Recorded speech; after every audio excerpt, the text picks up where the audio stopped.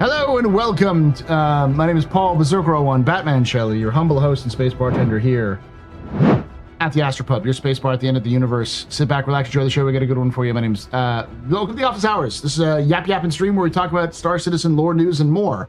It's a second intro because I completely screwed up setting up the YouTube link. So hopefully it's working now. Go back to here, and I'm going to delete that. Delete forever. There we go. There we go. What's up, y'all? So, this is not going to be a very long stream, likely. Though, if you're watching this on YouTube after the fact, you can tell me if I'm a liar or not. Because there really isn't a lot of news. There's not a lot to discuss at this point in DefenseCon, other than the ships and the controversy.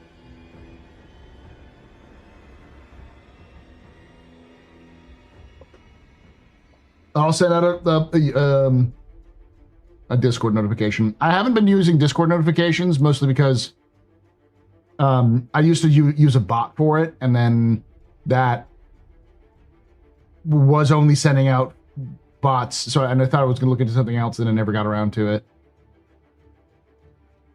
I wanted to do one that was going to say like, hey, we're live for Twitch and YouTube, but there's no bot that exists. I'd have to code it myself, and I'm not very good at that. You can take away my spaceship. Spaceship. You can take away my space suit. You can even take away my space lasers. But you can never, ever take away my space game.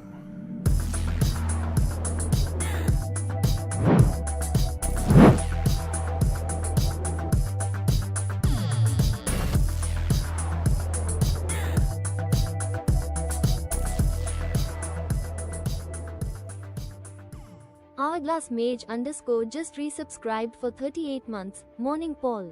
Thank you so much for that 38. For saving my Friday. Thank you so much for that 38 months of support there. Hourglass Mage, you're very important, popular, very impressive, very pedestrian. This your fault, the rest of you night. Shots and cheers, chat, y'all. Shots and cheers. Controversy? Yeah, I mean, like, generally speaking, I'd say I heard a lot of people talking about how the current 4.8 patch sort of sucks. And my experience is mixed, but I think it's because there's so much more people coming back that have chosen now to come back to play Star Citizen for whatever reason, that we've got a lot of influx of newer people who don't have as much scabs built up when it comes to dealing with the current bullshit of Star Citizen.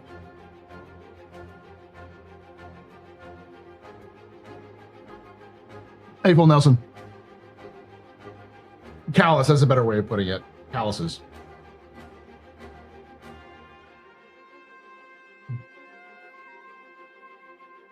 Effectively, there's no capsule today because there's really nothing to talk about. I was hoping, because they had mentioned that they were going to start releasing 4.9 information on this roadmap roundup, but they didn't. So it tells me it was delayed. Probably because they were doing all hands on deck to fix everything for the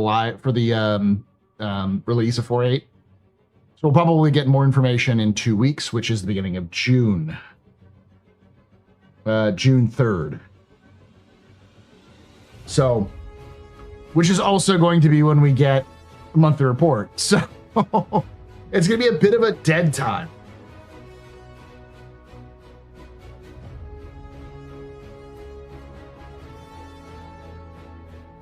Yeah, I've seen a number of people in Global say they're back because of the wipe, at least for me anyways. Yeah, I've been taking a break. It's super broken.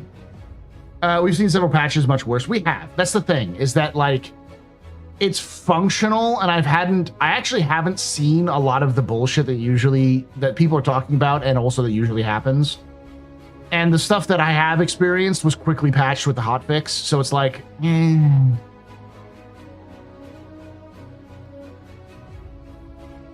I feel like it'll do fine. Ironically, I think 4.8 will be fine after Invictus is, or DefenseCon is over with.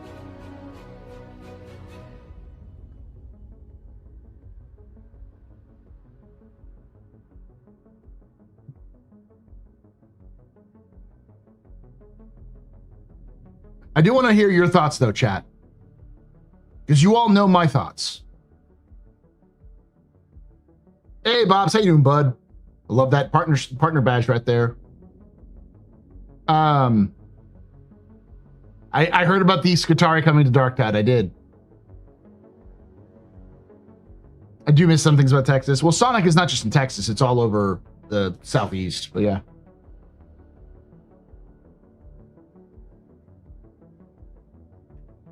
They never said they would announce 4.9 cards. They only said they are charting the path towards 4.9.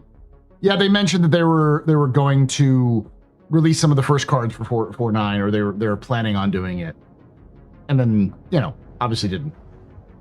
Jack in the Box is better. Jack in the Box is cheaper. I don't know if it's better. So yeah, like Sonic is like West Coast down to the Southwest, the Southeast, and a little up to the Northeast. I don't know if there's many Sonics in the Midwest or the old Midwest, like the Rust Belt area. And I know there's none in the Northeast. Better and unhealthier. The thing that Sonic has that most other places don't is that it's a drink stop. Like, that's why I have this, because I didn't have Sonic for food. I had it for drink. Yeah, no, Jack in the Box is... The problem I have with Jack in the Box is they're increasing their prices, which is a mistake. Because Jack in the Box is tolerable being garbage because it's cheap and always available. So when you're high as fuck at 2 o'clock in the morning and you've got the munchies, you can go to Jack in the Box and buy cheap food.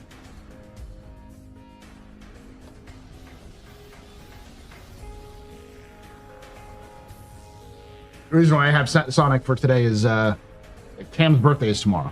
So we went out and got her a cake and some other stuff for food. And I was like, you want to stop off for drinks before we go? And it's like, yeah, sure.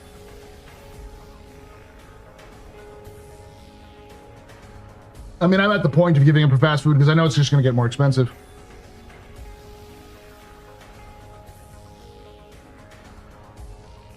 Del Taco was good. It's one thing I miss about California.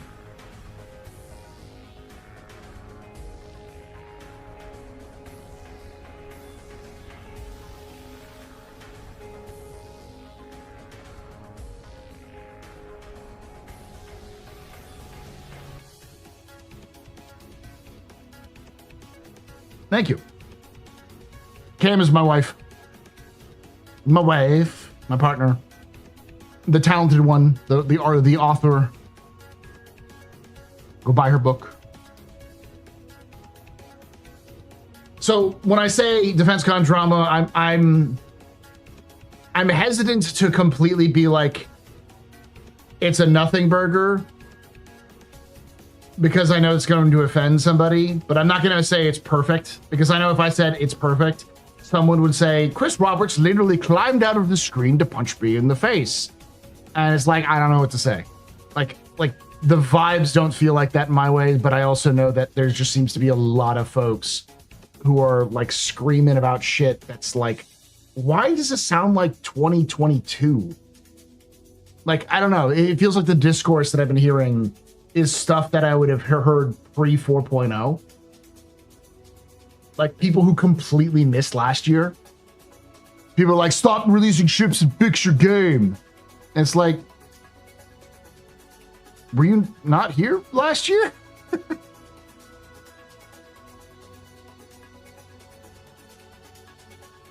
Holy fuck. Destiny 2 is ending on June 9th. I would, here's the thing, Deadly Bird, and this is the good thing for all of you to know. I have a feeling that Stop Killing Games is going to start getting super effective because it's already starting to gain traction in Europe, and in California, it's well on its way to being like codified. And if California and Europe pass the law, then it's only a matter of time before more countries pass the laws, and it'll be a lot more of a pain in the ass to have to deal with not servicing Europe or California So a lot of game companies are going to have to be forced to, for those who don't know, Stop Killing Games it's very, very, very mild. Its idea was, it said like, hey, we understand that live service games and MMOs are very complicated and expensive to run, and you sometimes run out. But because these live service games are required to be always online, people lose access to them when you stop the service. When there are available options that people can do, that have done. Like, for instance, Star Wars Galaxies has been not a game for a long time, but it has private servers that people have set up to run Star Wars Galaxies where you can play it today. I'm a big fan of Battlefield 2142. They shut down those servers long ago, but there are fan-created sort of servers to allow services to allow people to play those games. And this is one of those things that's been happening a lot in the last 10 years.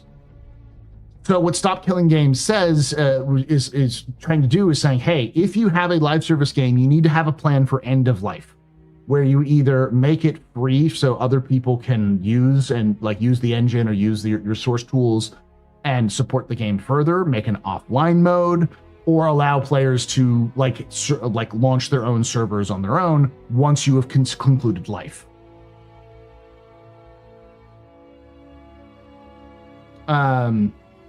And of course, for whatever fucking reason, the ESA went on a warpath against them and is losing badly. So I say all of this because I guarantee you, any non-profitable live service, or the live services which are sort of on the cusp of being non-profitable, we're going to see a absolute deluge of them trying to rush and can those live services between now and when they think these laws are going to be passed. I know Destiny 2 just wasn't doing as well as it has in the past, but the fact that they're just like, oh yeah, less than a month, fuck you, we're out, that tells me that they saw the vote in the California Congress, that they're like, yeah, we're probably going to pass this thing. And Sony was like, pull that ripcord, baby. Fuck it. We're pulling out now. This thing is already not making us money. We don't have to do expensive end of life services.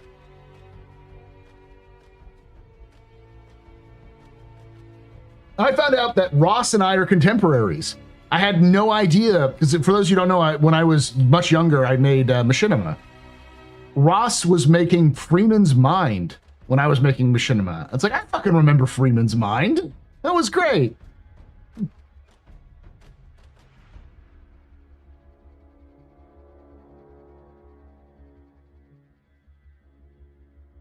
Nah. Stop Killing Games isn't going to kill Star Citizen. Chris will keep Star Citizen rolling until he runs out of money. And Chris has actively pointed to freelancers, end of life revitalization, and online mod that as an inspiration for him to continue to do Star Citizens. One of the reasons why he said he wanted to support mods. I know a lot of folks are like, well, CIG hasn't done anything for modding. And it's like, it's not really in a place for modding yet. And the few mods that do exist in Star Citizen, CIG actively doesn't try to fuck over. Like the UI mods and the translation mods, they in fact encourage them. It's just difficult to do stuff.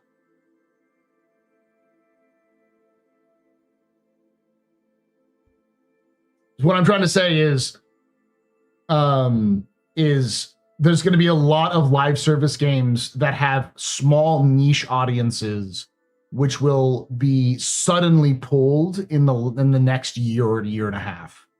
Because if Stop Killing Games actually starts getting traction, which it looks like it is, then you're going to see a lot of gaming companies rush to kill their games before they're forced to do end-of-life service.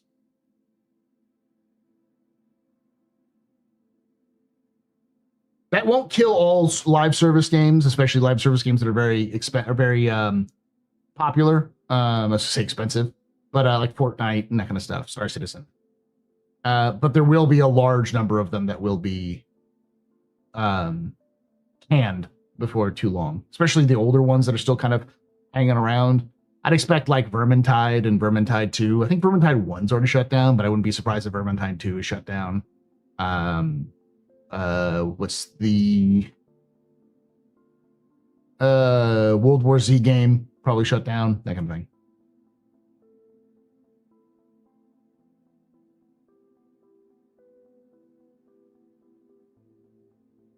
Yeah, a lot of Korean MMOs, yeah.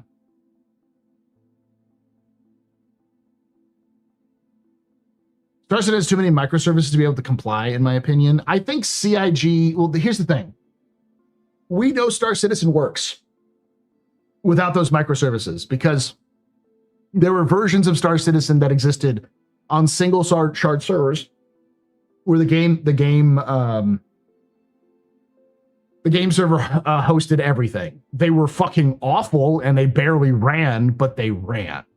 So people, I think one of the things is going to happen, and as Deadly Bird pointed out, and I think this is true as well, once Squadron 42 is released, there is not a chance in hell that people will not rip Squadron 42 apart, figure out how it works, and reverse engineer it for Star Citizen. We will have offline and private server versions of Star Citizen, but within, I say, a year of Squadron 42 releasing. Think Red M or 5M for GTA, Red M for Red Dead Redemption Online.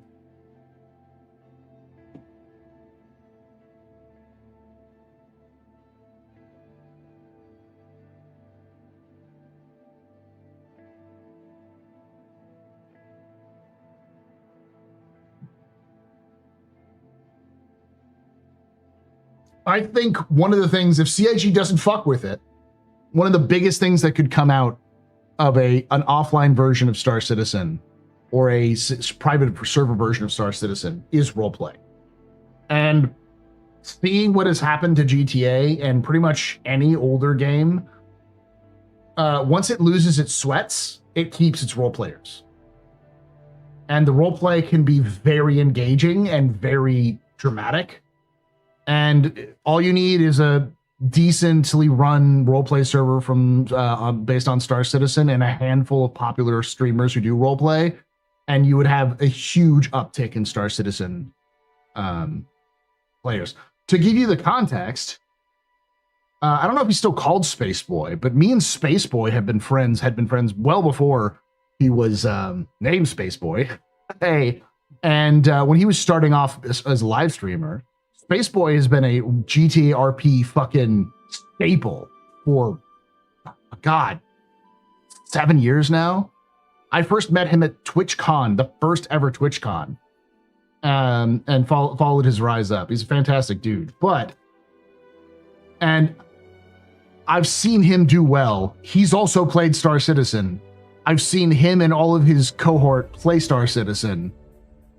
And it's like, man, the RP potential for this is fucking huge. And it's like, yeah, it is. Steam stats.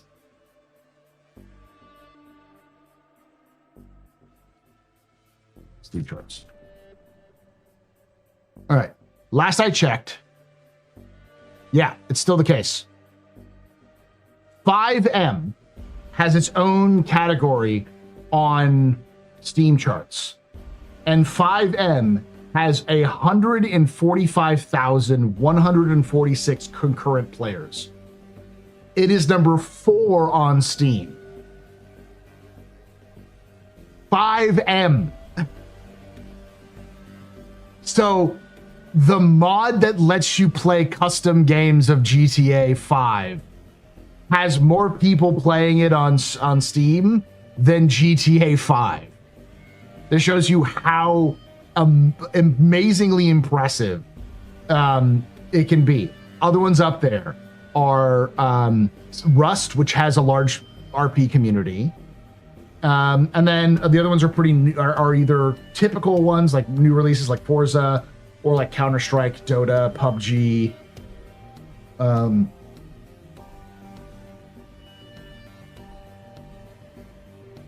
Apex Legends, Marvel Rivals, Slay the Spire 2, Arc Raiders, that kind of thing.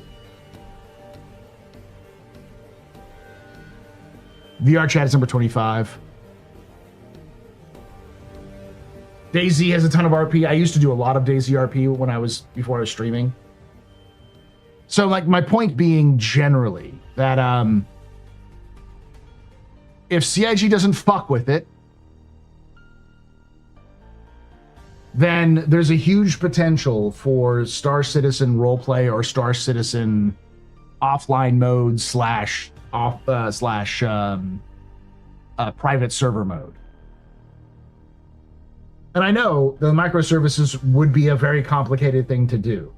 But if you could mimic the microservices as an offline capacity, I could see a lot of people trying to do crazy challenges with Star Citizen. Because I think there is a market out there for a Star Citizen single-player game. Like Squadron, effectively, Wing Commander Privateer.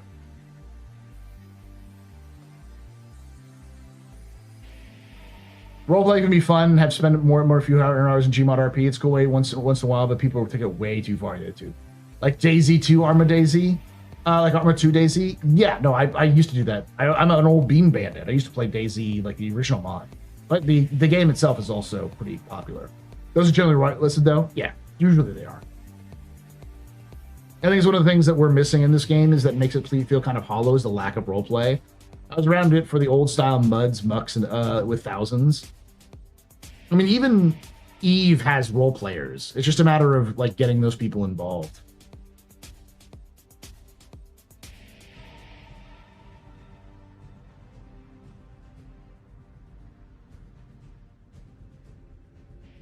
I remember when they said they would have private servers. I think they will have private servers, but it's just not a priority, DJ. That's what I was trying to say. It's just not a time for CIG to invest time and money into making private servers when they're still trying to build the game. But I think that the player base will reverse engineer it using Squadron code. Because effectively, Squadron and Star Citizen are the same game.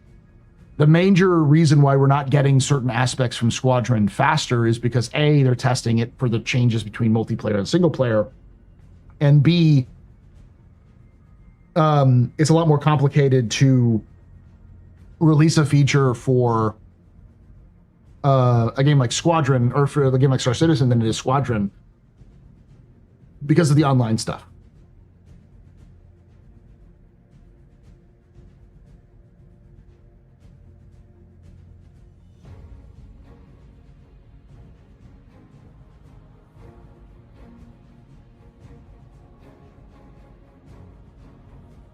I've played a little bit in Star Citizen. The thought about private servers not being as robust as the real servers, not having all content and modding. They've talked back and forth about it.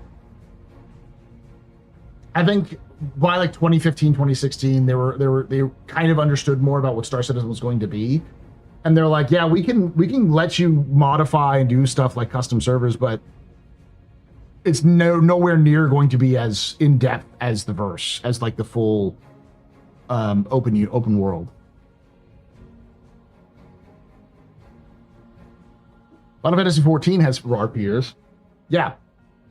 It also has good looking characters, and also it's got a little bit more sandboxy stuff where like I know a dude who runs a club every Friday night in Final Fantasy 14. He streams the whole thing. I need to talk to the people I know who are DJs and see if when we build a pub, see if they can't come and do some sets.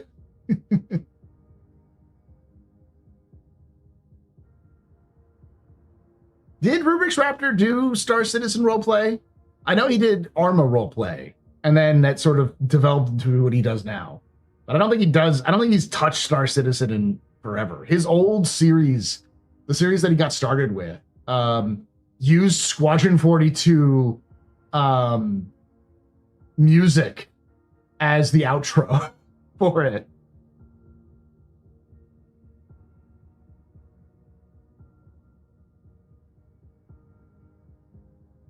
Considering co-op was initially planned for Squadron but got canceled. Yeah, they originally wanted to do co-op, and pretty quickly That was one of the first things that actually got cut from Squadron, where like Aaron came in and was like, co-op doesn't make sense with the way we're going with Squadron, so it'll be an after release feature. I doubt that they'll release co-op after Squadron is released, but and that might be the one like update they get is a co-op mode. You're a DJ in Final Fantasy. Do you run a club? Random, did you see any Austin? Any Austin showed them? Yeah, I did. Wicked Wookie. I in fact on my Astro Historian account, I posted. Did not expect to see Wally's bar show up in an Any Austin video. Because when I first started, I'm like, maybe you'll talk about Wally's bar, and I'm like, nah, there's no way he's gonna talk about Wally's bar. That's completely off his radar. Not only did he talk about Wally's bar, but he specifically said that he's glad he couldn't get Star Citizen to function because he was afraid that he might actually become a fan. He's like, Star Citizen is the sort of vibe I want to do with games. And I'm like, Annie Austin? Really? So I agree with that. I do think that that the people who are interested in things like the weird esoteric parts of video games, the things that make video game worlds and video games feel video gamey, which are sort of the simulation of life without the actual like the how to put it, the illusion of life without actual life. And Star Citizen is one of those things that's like, yeah, Chris Roberts also fucking loves that shit. He's gonna do everything he can for it. So we can look in the house. Scooter Sanchez, the currently one of the busiest men in Star Citizen. He's doing a new video every 2 days.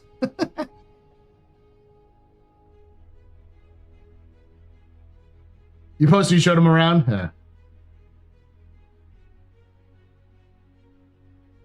I have one of my mixes in the People's Radio for Star Citizen. I've been waiting and waiting and waiting for the Chairman's Clubs to finally open so I can DJ in the verse. Well, you're more than welcome to come to the pub and do some DJ sets there, DJ. Techno.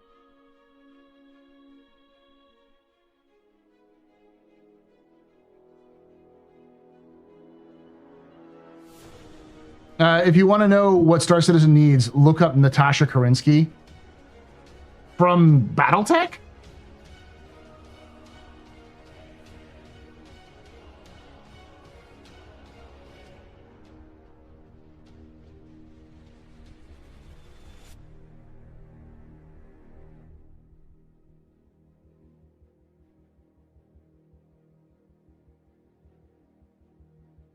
Which version of her? Because you got the original Sarna version, and then you've got the one that was released with the last with the Clan's release.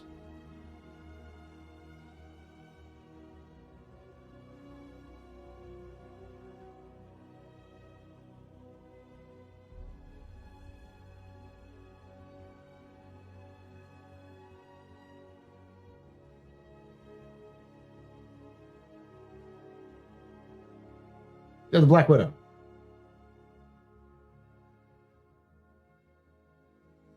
We can get back lost skins? Yes, let's do that real quick. It's not going to be a capsule because I don't think it's worthy of a capsule. Pull up.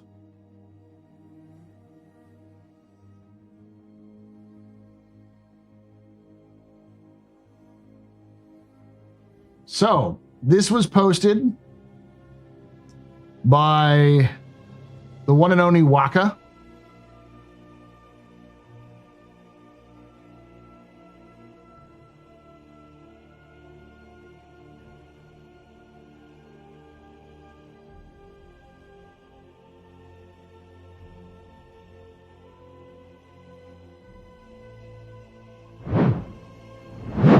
So, individual claim mode update. Today's maintenance build includes a new feature to item recovery. Freight elevators now have a new quote-unquote claim mode button on the terminal that will only be accessible at your home location. This new claim mode button brings up a window with all platform, website, owned ship items, other than vehicles, consumables, and items in a vehicle's default loadout, and allows you to claim one ship item at a time back to your home location. Claiming an item will add it to the inventory accessed by the kiosk. May require refreshing the window, and brick the previously owned item. For filtering, and quote exclude paints unquote checkbox at the top hides all paints from the list for cleaner access. So this basically means anything but your ships, consumables, and default stuff that shows up in your ship's loadout can be recovered. So weapons, armor, not weapons and armor, it's just ship items. So your additional add-on weapons, your paints, that sort of thing. It's mostly paints. So you can get your paints back if you lose them. There is a search button on the freight elevators. It should be, at least. It's part of the freight elevator system. So there should be a freight, like a search, unless I haven't seen it.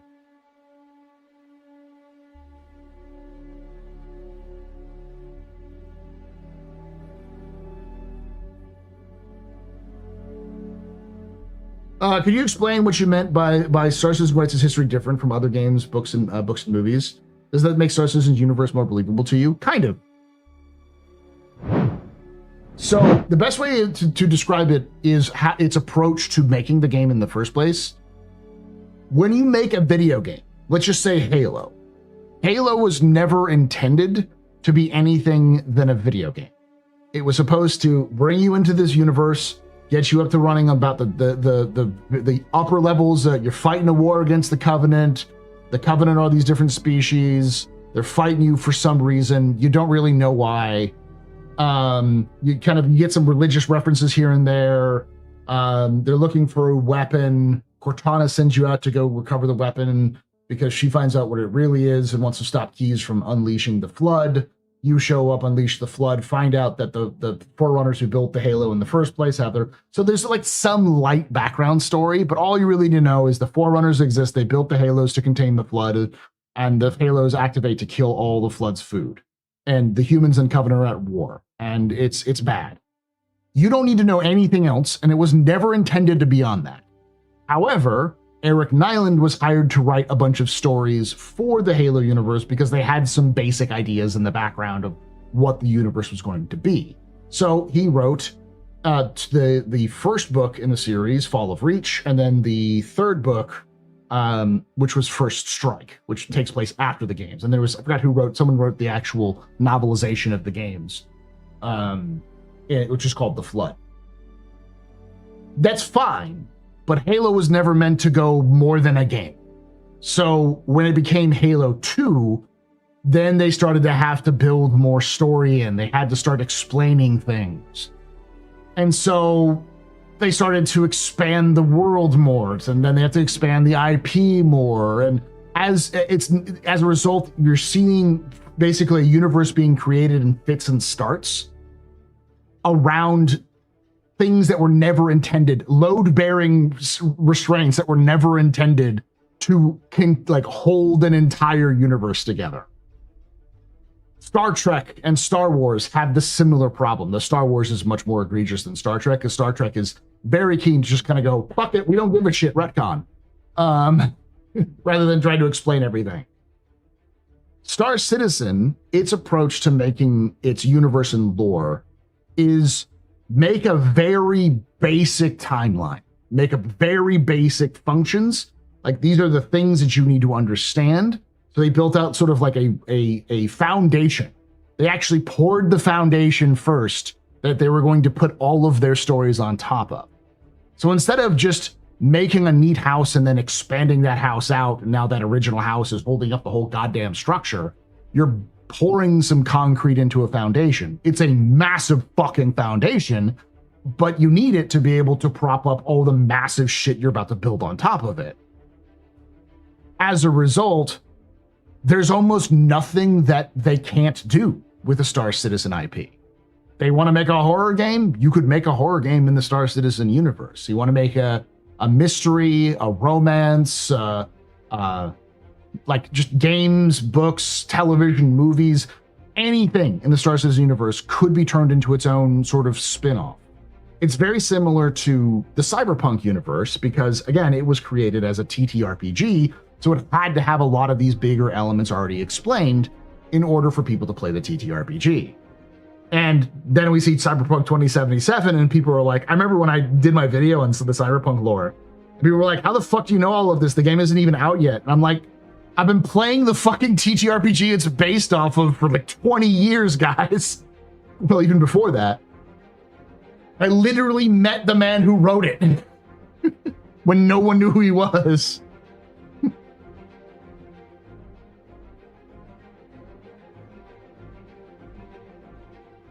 Hopefully that gives you kind of an idea of what I mean by when I say something like, I like the way that the Star Citizen universe is created.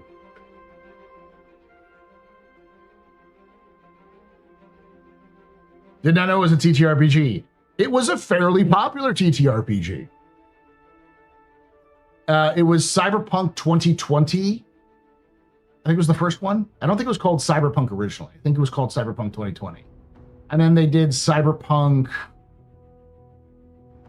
I want to say it was like 2030 something was the sequel. And then they did Cyberpunk Red, which takes place during 2077. Like Johnny Silverhands is a character from the TTRPGs. All of that crew that you meet in 2077, the old crew, they're all like major features of Night City. Maybe they didn't add Night City because they did it because they nuked fucking Night City at the end of 2035 or whatever.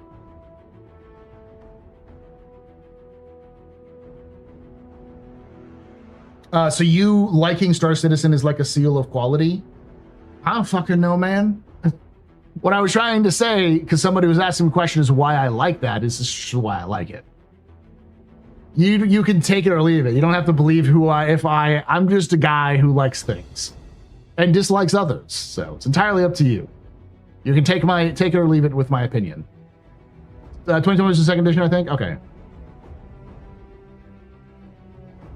Very few people played the first edition. The first edition was written in like 1985.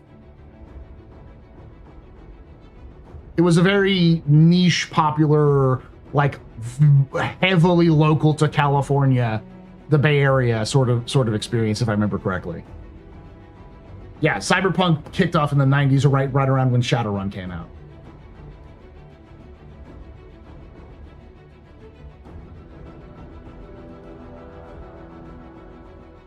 You like things on the internet? Frankly, how dare you? Yeah, I know.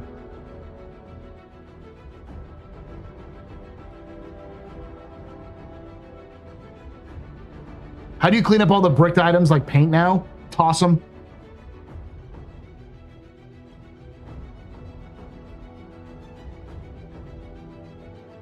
Put them in a box and then send that box to Hades.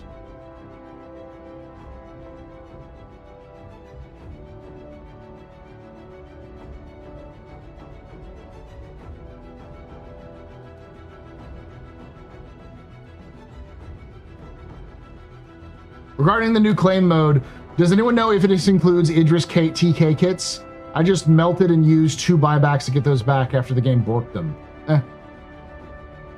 You can exclude paints when you're looking at freight elevator reclaim system? Yes. Canonless was the one who was asking that question.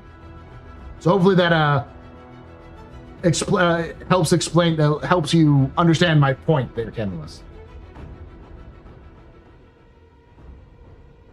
What you can do is you can go into your if you buy like a 1SU crate, put it into your freight elevator, send it down, and in your freight elevator you can take your items and actually load them into the box while it's still in the freight elevator. And then you bring the box back up, everything's inside of it, and you can throw it.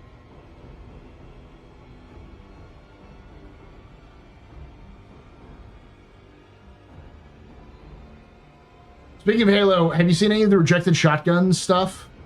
Any rejected shotgun stuff? Dude's making Halo 3 into a game we all deserve with assets from every Halo game and a few features of his map snowbound. I haven't, no.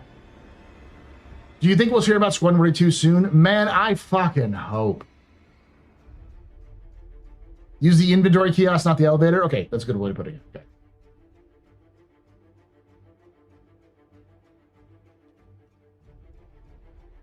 I have the old TTRPG version of Guide to Night City PDF. The devs were stunningly faithful to the source material. If I remember correctly, the founder of CD Projekt Red, when he was first talked about, like, what, after, like, I think the original Witcher came out, they asked him, what game properties would you want to, what things do you want to turn into video games? Like, what do you want to make in your bucket list? And he said, I want to make a game series off of the Witcher books, and I want to make a game series off of the Cyberpunk TTRPG.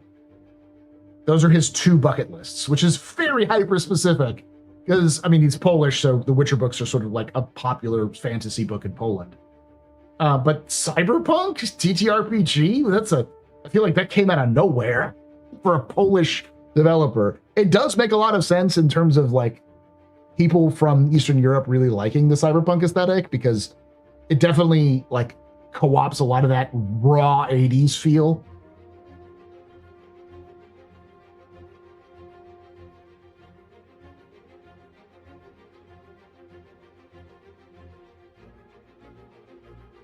I've not explored much, but I noticed that Nyx 1 through 3 are on the map.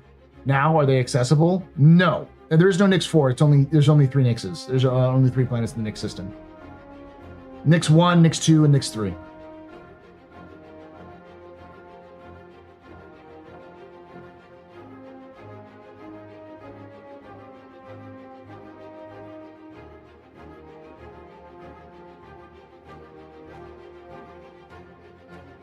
And if it was considered Battle of Vega 2 was a horror story, the crews of the Second Fleet, yeah. I really hope that CIG does what everyone thinks they're going to do and announces the release date of Squadron 42 at or around the end of this sale. Do I have faith they're going to do it? No, because they usually are cheeky little fuckers about it and start talking about it beforehand. And they haven't done that at all, which makes me worried. Now, before anyone goes, well, that's because they're not releasing this year. That would be a huge news to me because, quite frankly, there is a huge amount of people I know inside CIG who have effectively, or if not directly, confirmed that the staff has been told Squadron's coming out in October.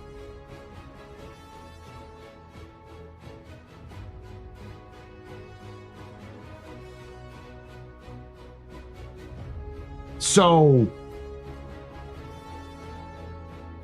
I also know a couple people I know on the Squadron team have been laid off recently.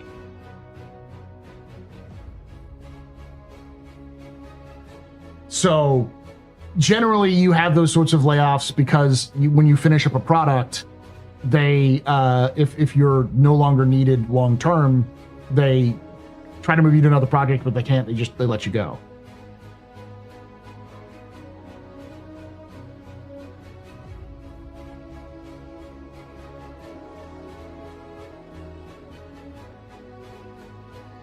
The one thing I'm afraid of is CIG waiting until the game's time to announce something, and I know that might happen because CIG is weird. It's such a short amount of time to try to release stuff in. And I think CIG is shooting themselves in the dick if they do that, because they're going to drag a bunch of drama and controversy if they don't announce it, because people will already are saying it's delayed because they haven't heard anything. And people are already super fucking like touchy about it because of CIG's past. Because for those who don't know, when CIG said they were going to release Squadron in 2016, they went radio silent the entire fucking year. 2016, they completely said nothing, let the entire year pass, and then finally addressed it like in March of 2017. They did the exact worst way of handling like community management and like communications. So I'm feeling good. I got a lot of sleep last night, so I'm good. So there's a good reason why folks are saying it ain't coming out, because CIG has had a bad track record of doing exactly what people are thinking they're doing, is just shutting up and not saying anything and letting the date pass without any warning and delaying it quietly, or waiting until it gets closer and then being like, yeah, it's delayed. I don't think they'll do that, but I'm not going to put, if somebody has a long history of instead of pulling their gun out to shoot, shooting themselves in the foot, and there's a chance that they might shoot themselves in the foot, don't bet against them shooting themselves in the foot again, because they probably will do it.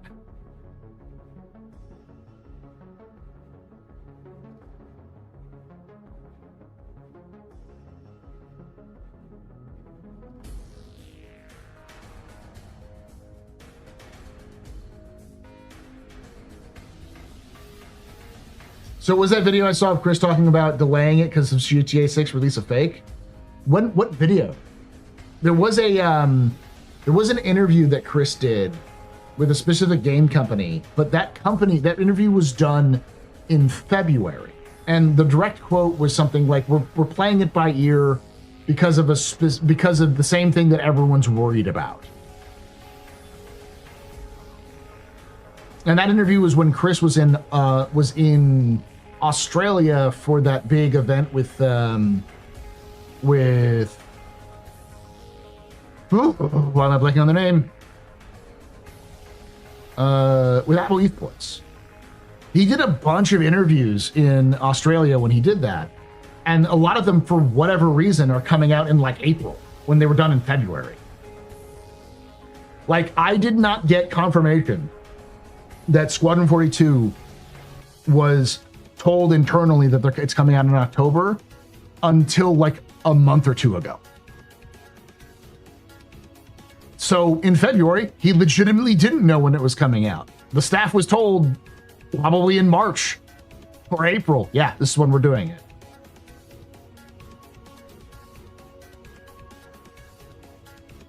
Board Gamer there's no video that I've seen about that. I have not seen a single video where Chris was like, Like, the last video I've ever seen of Chris was him talking at that event in February. And that's somebody else knows that. No, the February interview isn't fake, but I'm talking about a video of it. Do you think it's coming this year then? As far as I know, yeah. I still feel like they're going to do it, but if given CIG enough rope to hang themselves, I think they're going to do something very stupid, like announce it at Gamescom for release in October. Like, that's a fucking mistake. Because by October, everyone will know when the release date is of, like we'll have locked down the confirmed release date of GTA, and a bunch of other people are going to be like, oh, well, we should release it earlier or later.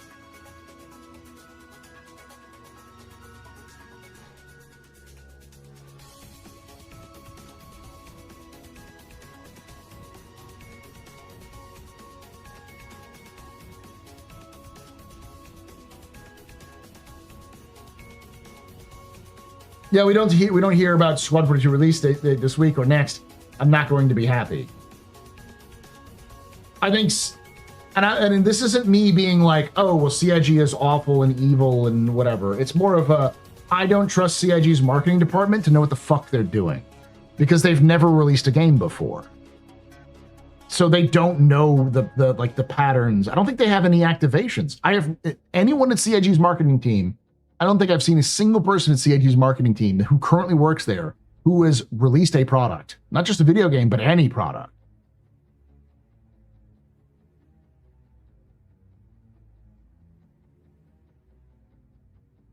It was what we were referring to with the delaying due to a specific something, which was everyone put together as GTA 6.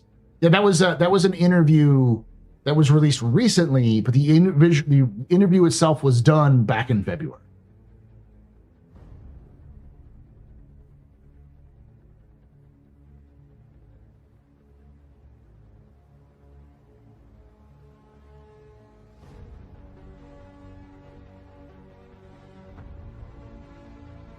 Volt, I know you have you probably, have we had this conversation before, Volt? Because I feel like we might have. The issue is not that GTA 6 is on a different console. It's that two things. One, nobody knows what Squadron 42 is. You know about it. People in the chat know about it. You, dear viewers, would know about it, hopefully. But the vast majority of folks who play video games on PC have not a goddamn clue what Squadron 42 is or where, if it's going to release. So the key is, with any marketing, this is the case, but especially with Star Citizen, to make sure people hear about it. Because similar to Star Citizen, anytime someone hears about Squadron 42, they get very intrigued by the idea. Wait, Gillian Anderson, Mark Hamill, Mark Strong, Henry Cavill, all these people in a video game? Oh, it's a space-based video game where you fly space fighters and have like ground adventures where you like FPS and... Okay, I'm intrigued. Tell me more about this game. Oh, it's like super polished, like AAA development? It's 40 hours long? Like every time you tell about something, people like it will tweak some people's ears and people get into it and like, you know, like, oh, okay. The problem that CIG has is that they've done no marketing for it. Like they've done far more marketing for Star Citizen than they have for Squadron 42. And they heavily rely on the community to market it for them. But when they don't fucking tell us when it's coming, it's a lot fucking harder for the community to hype anything up. So if they're not going to do much marketing, they rely on us to talk about it more often. We're not going to talk about it if CIG doesn't give us any indication it's actually fucking releasing. And if you need that marketing word of mouth, you are going to get drowned out by the hype of GTA. Because even though it's only on consoles, people will talk about it. They'll talk about their expectations. They'll talk about their hopes and dreams. They'll overanalyze screenshots and videos and all of those sorts of things. And if they do that, that's going to pull the attention away from any hyper buzz about Star Citizen or Squadron 42. So not only will GTA suck the life out of release, like that sort of buzz, but it's going to suck the life out of anything released around it. It's just a matter of fact. It's just life that you're going to see people absolutely, positively overhype the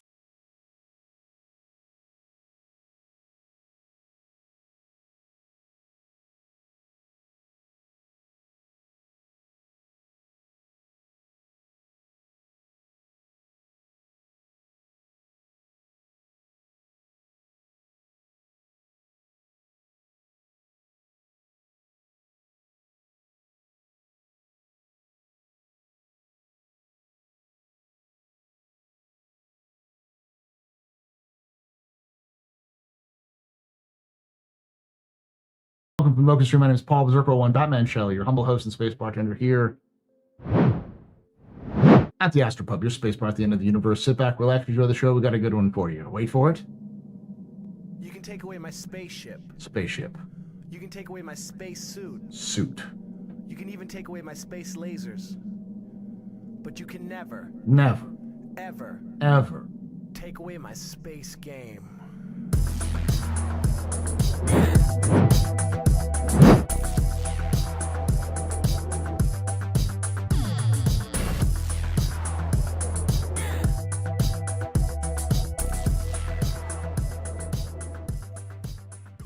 Loken Plays just resubscribed for 78 months. Ho. Thank you so much for that 78 months of support there, Loken. You're very important. Pupper, very impressive of any pedestrian. This is your You can take away my space suit. Suit. You can even take away my space lasers. No pew-pews. But you can never, ever take away my space game.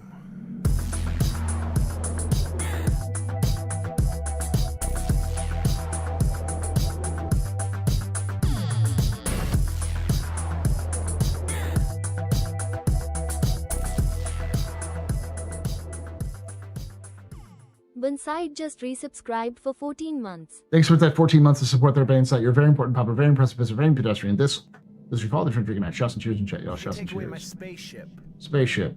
You can take away my space suit. Suit. You can even take away my space lasers. No pew-pews. But you can never, Never. ever Ever. take away my space game.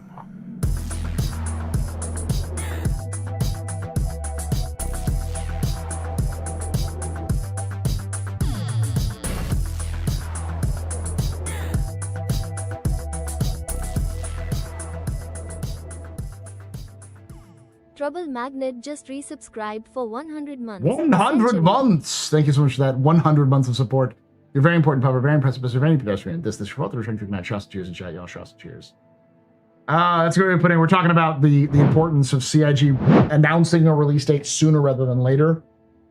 Gregson says, remember, Star Citizen fans are called a cult. Well, GTA is a much bigger cult. I'd like to put it more like this. Star Citizen fans are a cult. GTA fans are a fucking religion. It's like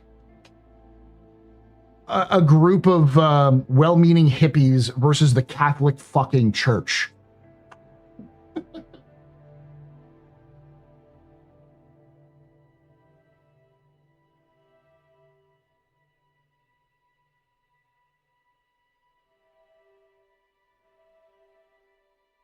Yes, they're just big cults.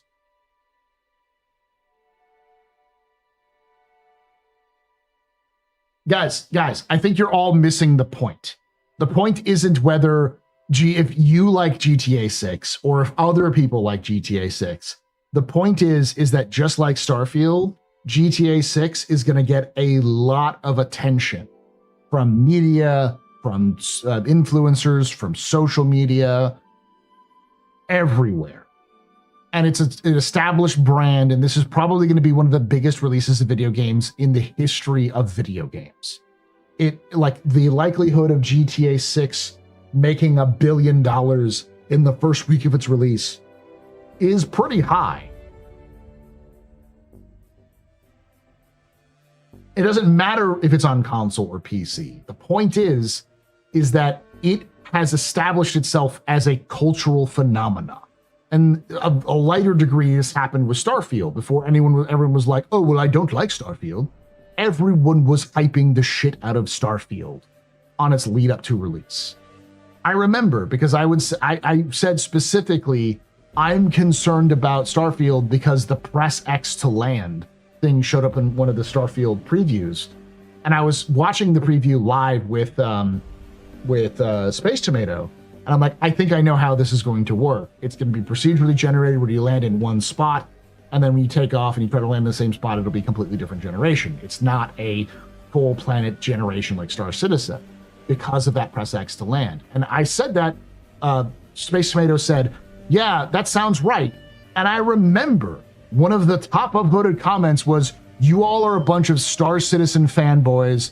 Squadron or Starfield is going to eat Star Citizen's lunch, and you're just trying to besmirch their name because of the stupid idea of press X to land. You have no idea what the fuck you're talking about. It's going to be amazing. Lo and behold, like a month later, I was proven entirely correct. And I like Starfield. Like, I was hyping that game before anyone really was hyping it. I am a big fan of space games and that kind of thing. So the point being, Starfield was a juggernaut that nobody wanted to face either. Just not as much as Squadron or as GTA 6 was.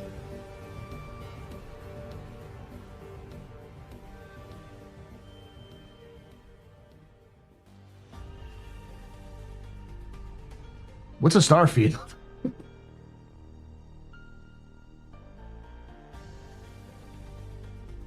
The point being, CIG would do, if they are confirming, like I've heard, that October is the month that they're going to be releasing Squadron, then they need to tell the fans. Because if you're going to rely on us to promote it, you need us to know. That doesn't mean CIG has to go on a big fucking marketing blitz between now and the release. They can wait till Gamescom to do some more showing and like little like more stuff. And just mention, hey, Squadron's still on track. We're good to go. I think a lot more people would be okay. I think Jared basically said, let me pull up Jared's last thing on his on live, because he said something like that.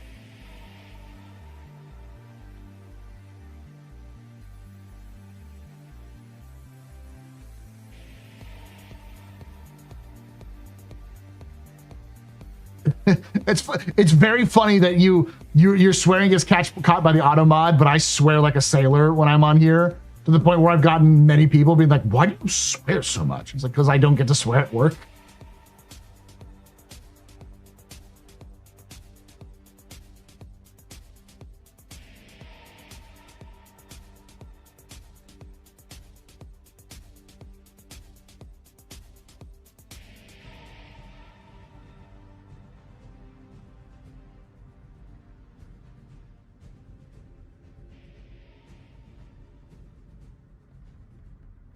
Hello, everybody, and welcome to...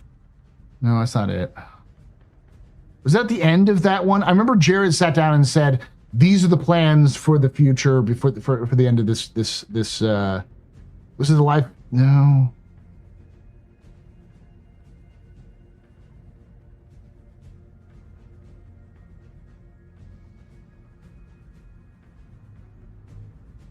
Why is it not on there? Oh, there it is. DefenseCon Showcase. Hi, YouTube. Jared here.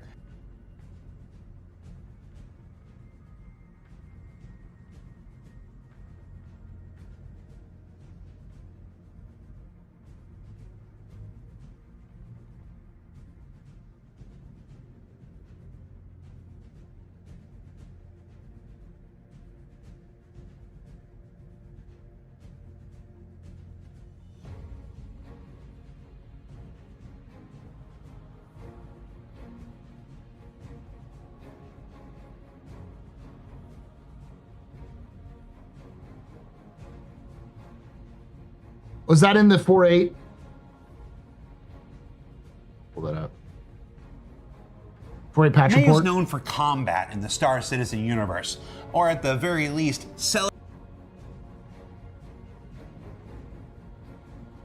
to deliver the newly reworked and fully instanced debut of Siege of Warzone, the new Genesis build.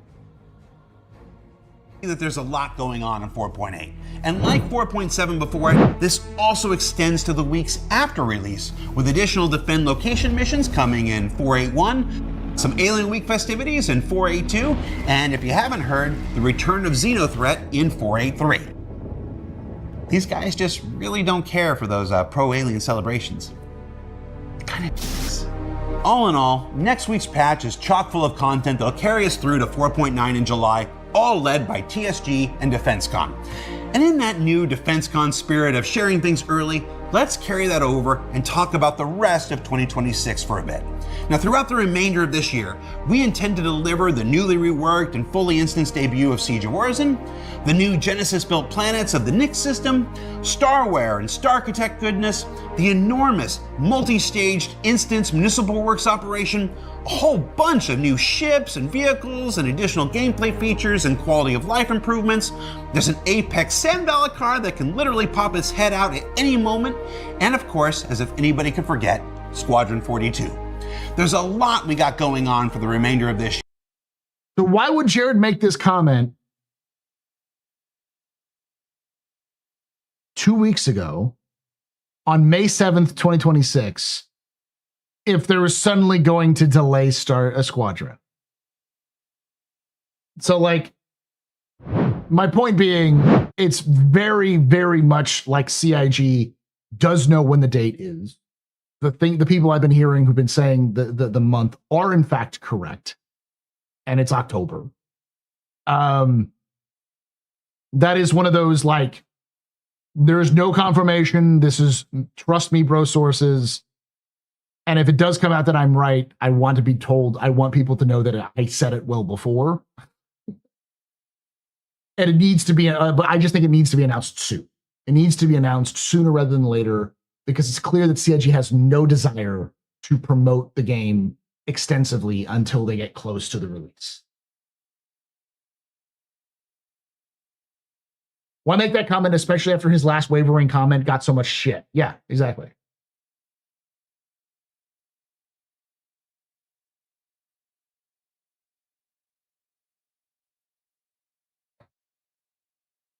I mean, the Star Citizen community, Retro Wrath, you said Star Citizen community just need to buy Squadron 42 10 times each and we'll be fine.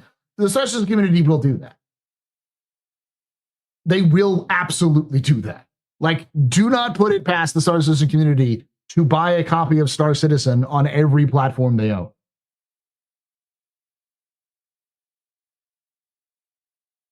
You got one guide? I don't think I got one guide. This is one of those things where I feel like it's important to talk about it. Mostly because I'm mad at CIG more than I'm mad at the average person.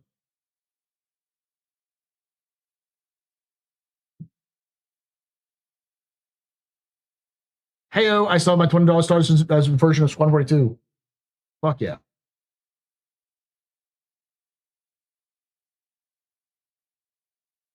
Just like a version of the trailer they released in 2023 with a couple of new shots and a release date. That's all you need. Like here. Let me pull it up.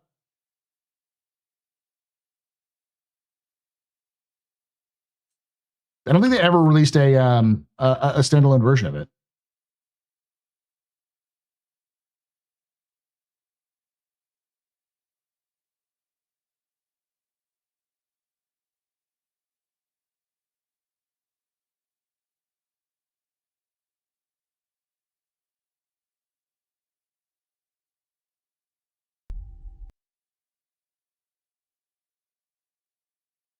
I've seen a bunch of fan uploads, but I don't think CIG's ever released an official one. What I'm saying is, and this is a 2-minute version, we'll play it, and I explain, like, at the end, you do something like this, even just this version with the data at the end.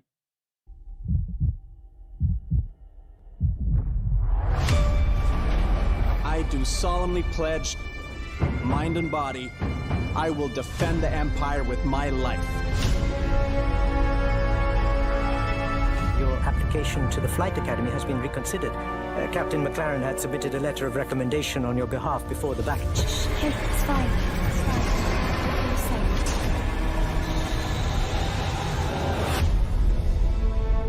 fine. We may be a small crew, but the work we do matters.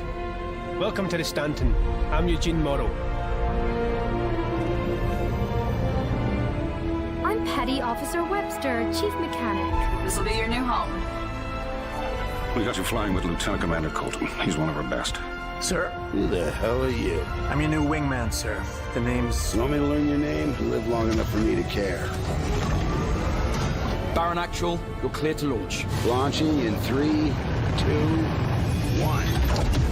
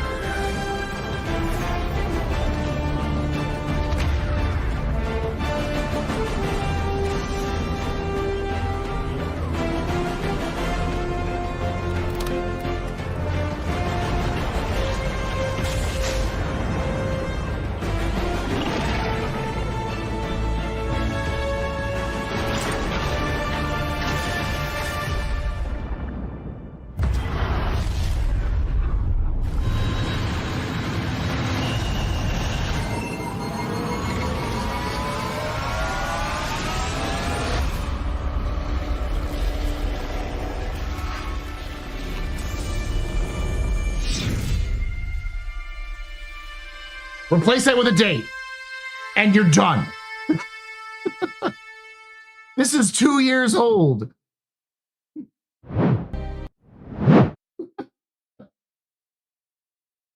You just put the fucking date at the end, and you're good. Like, people would be hyped through the fucking roof in the community.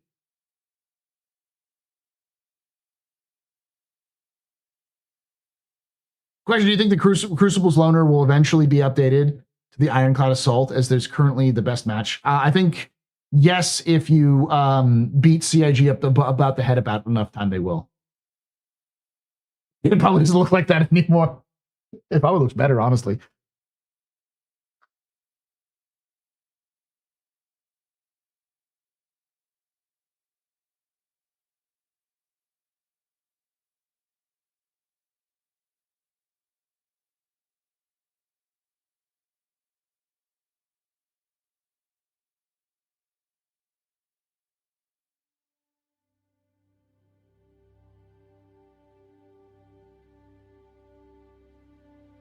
But my point being, do that with a release date, and then do all of your marketing materials you're planning on Gamescom, which I'm pretty sure they are.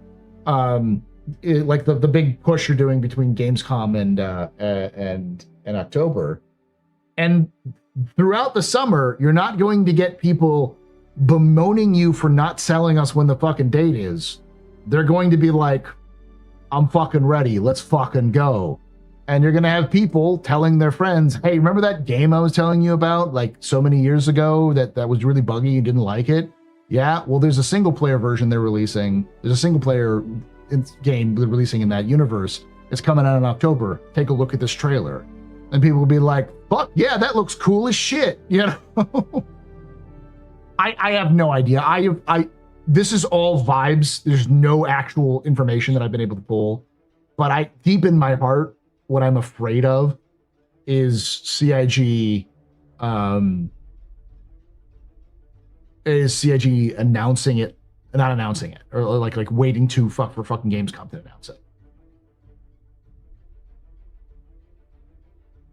The chance around the fly the matey around, yeah, it's decent. I like it. GTA's marketing will be in full swing by October for November's release, which is why they need to start their marketing earlier. They won't, but they need to. There's a lightning storm coming in, so I might get knocked offline. If I get knocked offline, I'll be back as soon as possible. You can even take away my space lasers, but you can never, ever take away my space game.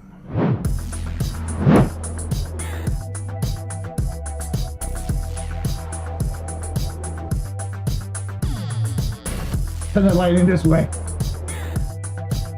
What if I could? Sherry Katsune just resubscribed for 47 months. PUBG hopefully Squadron this year. Can't wait anymore. Thank you, Shiori. Thank you so much for that. Your Twitch board. You're very important, Papa. Very impressed, sir. You can take away my spaceship. Spaceship. You can take away my space suit. Suits. You can even take away my space lasers. No PPUs.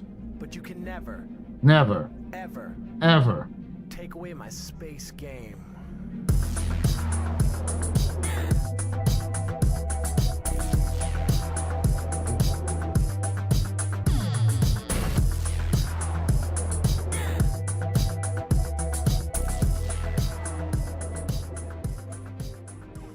Snack_snacks has subscribed. Thank you, Snacks. You're very important, Papa. Very impressive, Mr. Very pedestrian.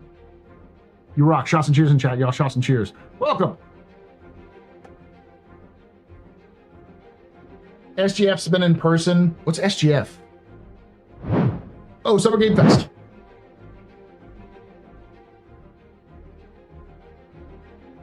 In a perfect world, they would announce it to the community first, or at least say, hey,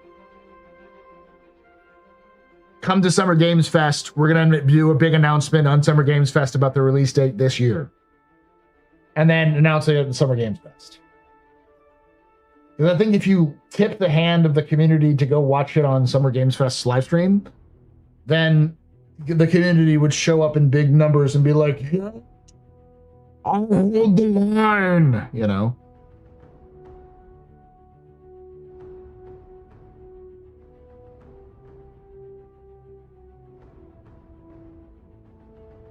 I'm gonna get some of the drink. But in other gaming news that I heard about, and feel free to discuss this, Warhorse Studios, the people behind Kingdom Come Deliverance and Deliverance 2, are making a full-blown open world Lord of the Rings RPG.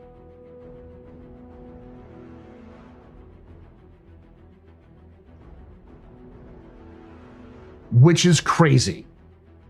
Yeah, they just announced that, so.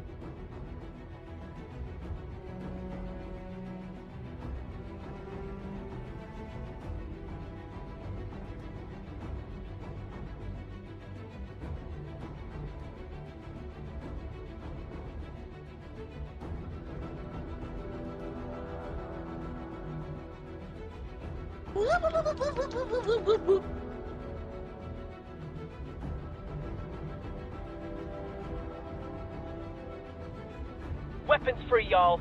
Genesis.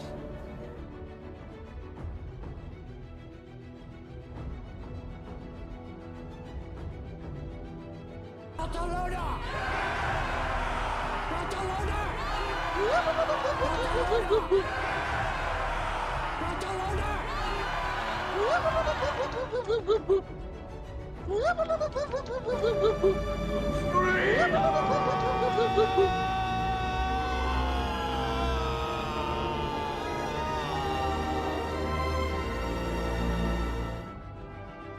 Good news, everyone. Genesis. Good news, everyone. That's distress bacon. Everybody and his dog calls himself an outlaw. Hello. I like money. I'm just an Everybody and his old-fashioned dog cowboy. calls himself an outlaw. Barcelona. Barcelona. Taking away your fun button.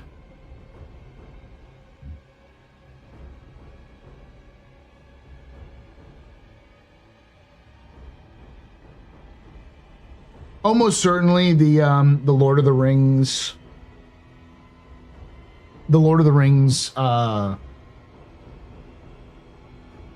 single player game, because it's gonna be a single player game, will be like, it'll have a character like Henry from Kingdom Come Deliverance, where like you won't get to make a character, it will just be a character you play. Think Shadows of Mordor,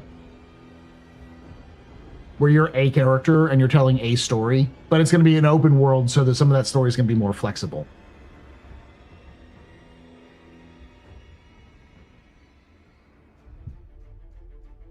Hey, Tech Zero.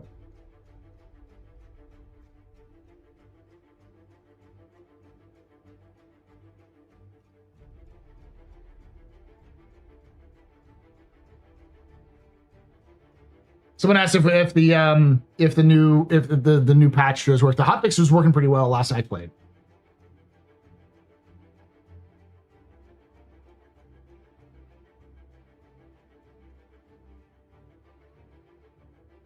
I could be wrong with the character creation thing, but that doesn't seem like Warhorse's style.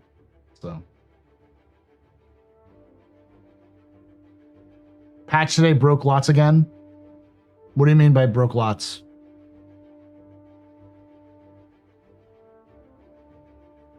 The new live patch has been working for me all day. What if I want to be a hairy dwarf rockin' stone? Yeah, there's the new Deep Rock Galactic expansion released recently. I gotta play that again.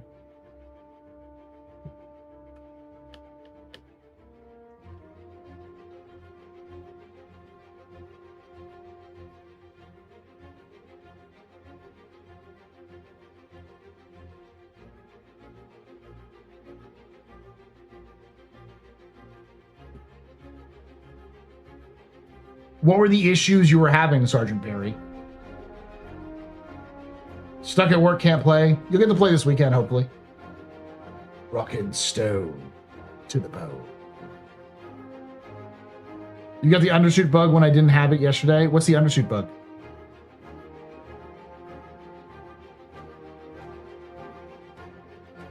Ironclad issues and refuel missions broke? Okay, refueling missions. Like you doing refuel missions broke, or like you getting refuel?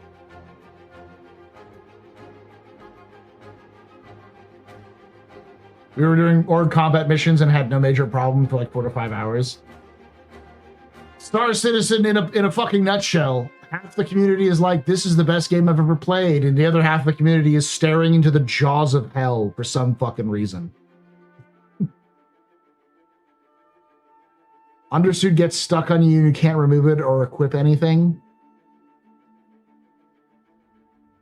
You are like a bug magnet, Aim. Lord of the Rings, that's very much a closed loop with well-established lore. Big risk for the Kingdom Come Deliverance guys. I mean, they were pretty the same with like, they were doing an actual historical event with actual people with the Kingdom Come Deliverance, the story of Kingdom Come Deliverance. They did modify some stuff here and there, but they like, it was a stuff.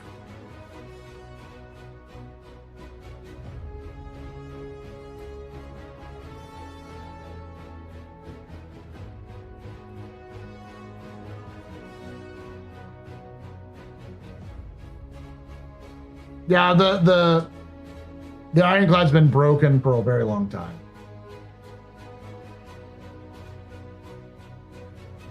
That's been a bug for a while, where the NPC shows up and you request it and it failed, but it actually has already loaded you up. It's just a bug. It's a visual bug.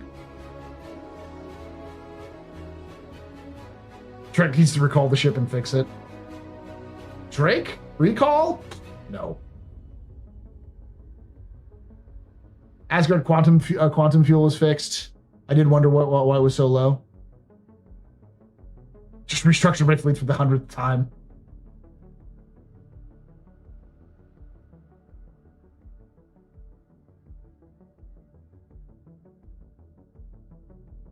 And no making a unique character. Listen, when I say there's no confirmation that you're not going to be able to make a unique character. I'm just going off of Warhorse Studios' past and going, they probably won't let you make a unique character because that's not their style of telling stories. So you'll probably have a character you're playing. It either is going to be a character from the fiction or a new character they invent in the fiction.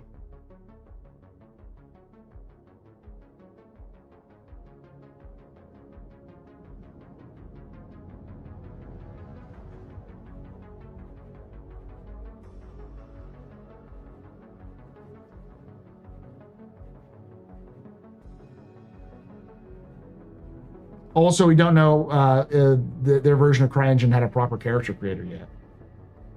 Though they can add it in.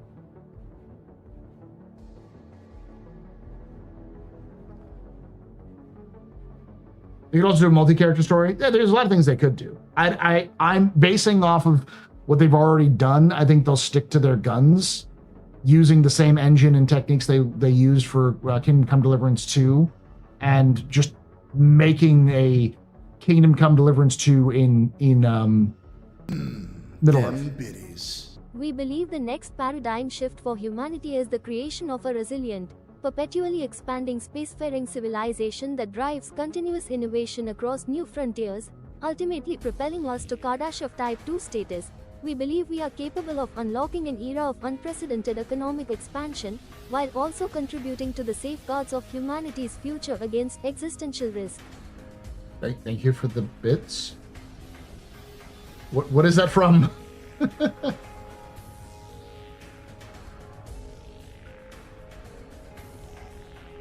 If you know, you know. Apparently I don't know.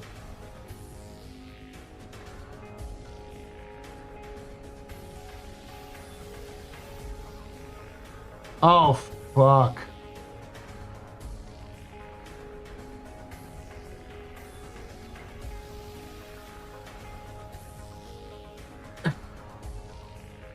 Well, found out today. They're on a race, aren't they? They are at a race. Not my monkey, not my circus. No, it's literally a quote from Elon Musk about SpaceX. Not my monkey, not my circus. This is completely out of my realm of like my circle, but I do follow it from other people. Effectively, there has been a rumor that both SpaceX and OpenAI were going to attempt to do an IPO, initial public offering, and the fear was that whoever did the IPO first would likely be able to get the money they need, and whoever did it second would likely fail. So they earlier this week, OpenAI signaled that they were going to do their IPO as early as tomorrow. And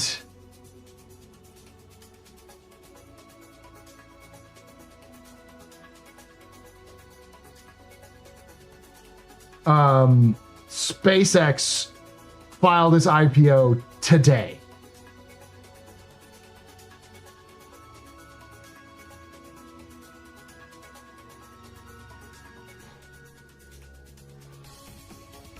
See, the Venom Cubus, Mike Hawk is very big. He's very big into space. So big, massive, huge, throbbing space enthusiast.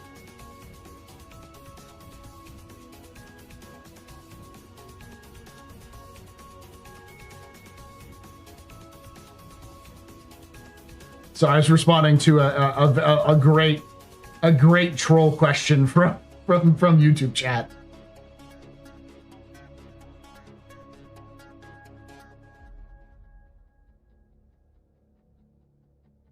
I saw what you did, Venom. I saw what you did. I'm gonna lean into it.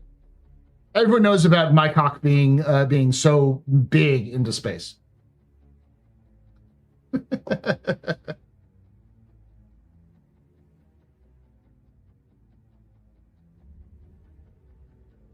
I love Mike Hawk. I see him every day.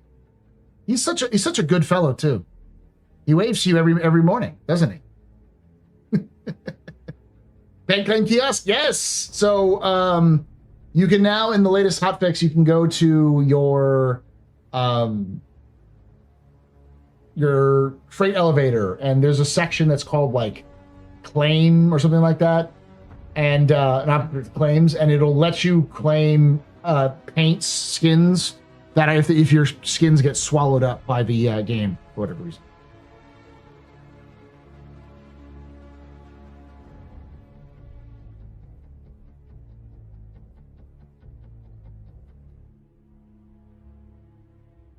Are we talking about Mike Hawk, the massive space enthusiast? His rocket has big bulbous head. Yes. We're talking about the brother of Tony Hawk. Okay, YouTube.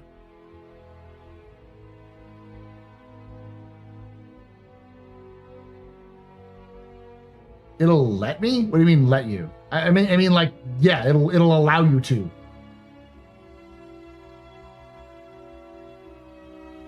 If Chris hungers for your pledged ships items, you can claim them back from him. Yes. Thank you, Afmo. No, thank you for letting me know about that, Iris. I didn't know that he had announced it. That's clearly the reason why he announced it is because he's trying to get ahead of SpaceX or of OpenAI, and it's so wonderful.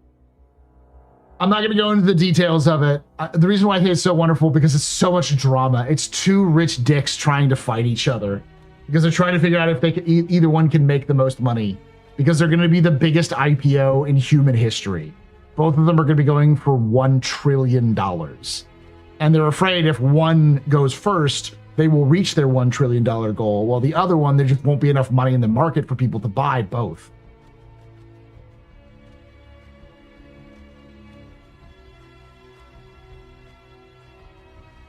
A snoot off, yes.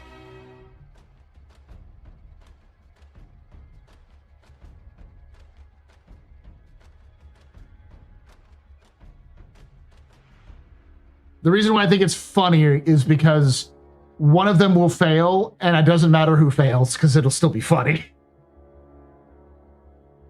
Because one of the things about IPOs is that they have to, you have to disclose how much you're worth and how much money you're making. So you have to like publicly disclose things that you typically don't want to, especially the bad parts of businesses. So we're going to be able to see all of the dirty laundry that both these companies have. And it's going to be bad because anyone who's looked into OpenAI knows that like it's failing. It's going to fail in 2 years. So anyone who buys the $2,000 for one share of OpenAI is probably gonna be left holding the fucking bag when that dropped from 2,000 to 5 cents in like a year. That's why it's funny, because it's a bunch of rich people playing with invented money, and a bunch of rich people are gonna get absolutely fucking hosed. It's just a question. It's a dice roll. It's a coin flip, and whose magical money is going to fuck up. This is from someone who teaches like economics.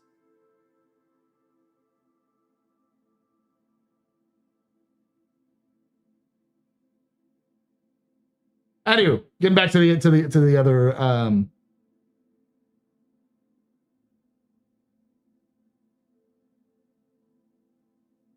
It would be incredibly funny if both of them fail. Yeah.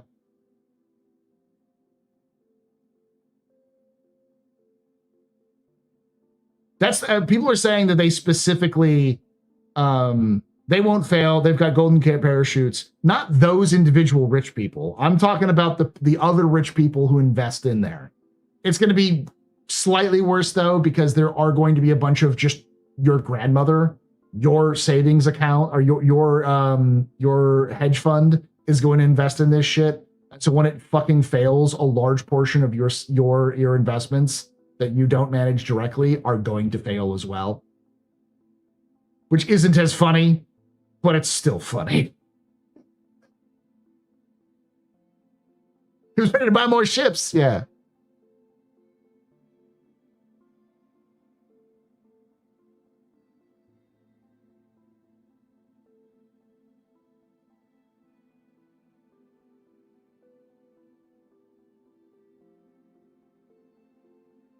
All right, someone was asking another serious question, so we'll get back to that. I was just making funny because, like, the fact that Iris brought that up, I was like, oh, I didn't know. That's so good. Let me get my popcorn. I say this as somebody who has no money in the market because, like, I'm a fucking school teacher. I don't have money in the market. I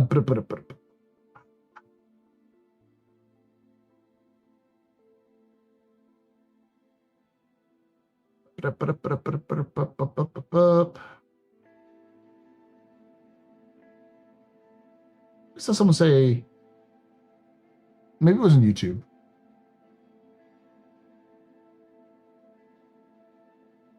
Scroll. Hey, Astro, serious question. Considering the Star Citizen lore guy, overall, how much do you like the lore in the overall sci-fi sense?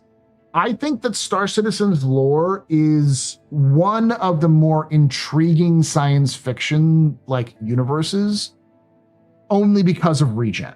I think before regen, Star Citizen was a fairly generic verse that had a lot more detail in terms of its history and background than your typical universe, which sort of served it well because CIG could slot anything they wanted to. There's very few limitations in the Star Citizen universe in terms of what can and can't exist.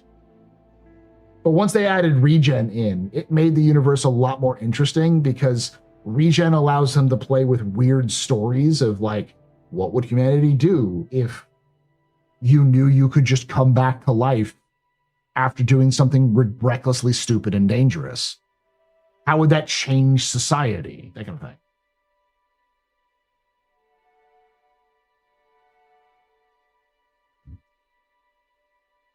I will miss you too, Saint.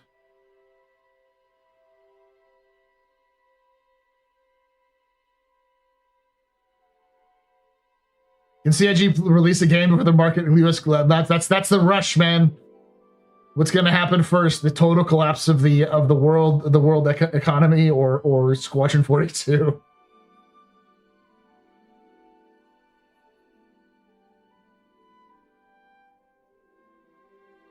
Man, I just need Squadron 42 soundtrack injected in my veins. Man, I'd be so happy if they just released the soundtrack. Oh, and also, what if you can't come back after doing a stupid and reckless move? Exactly. What if you're conditioned to believe you can do stupid, reckless shit and come back to life, and then you know, you find out some people aren't doing that? That's an interesting story base, you know? Unreliable technology that can either make it so that you can do insanely stupid things that might help you personally or help your family or your community or your nation. But it could also just fail and you die.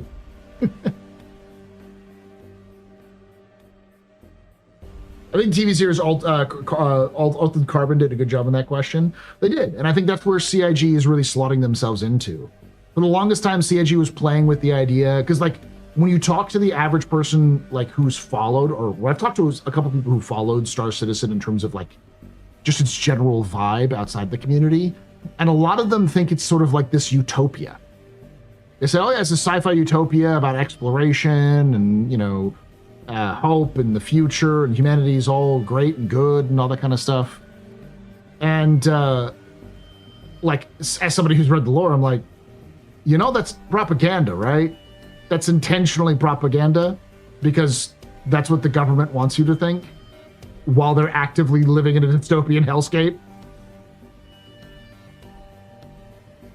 Like a utopia in Utopia, if Star System was Utopia, the Hurstons would not exist.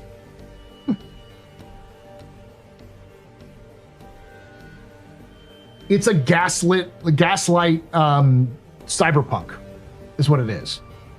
It's Star Trek it's a cyberpunk that's been gaslit into believing it's the Star Trek universe.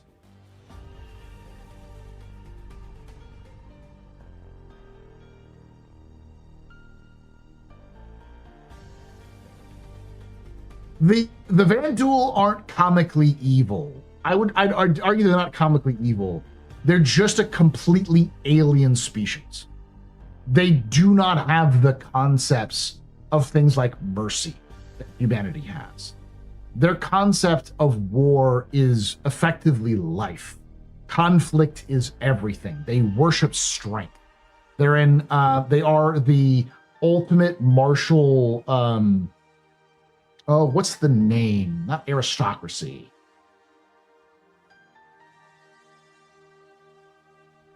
It's the society that's built off of like merit. Like the best people at the job do those jobs. Meritocracy. Thank you.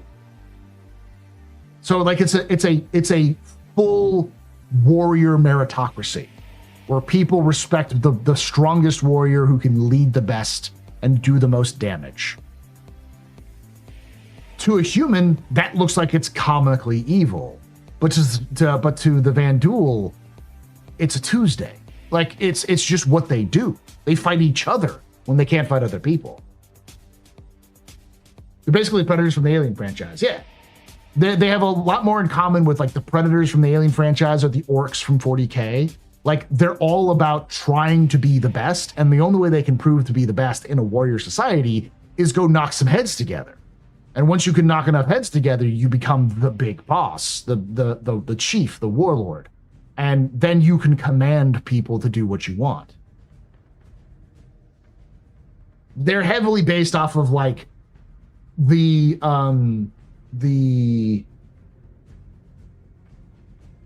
Huns and the Mongols. Like that's the closest thing you could actually look at them. They're very Mongolian in their structure. We're like, the Mongolian clans were united, but they would be in their own clans and fight each other, but they would also seek to like get strength from fighting others and stuff like that.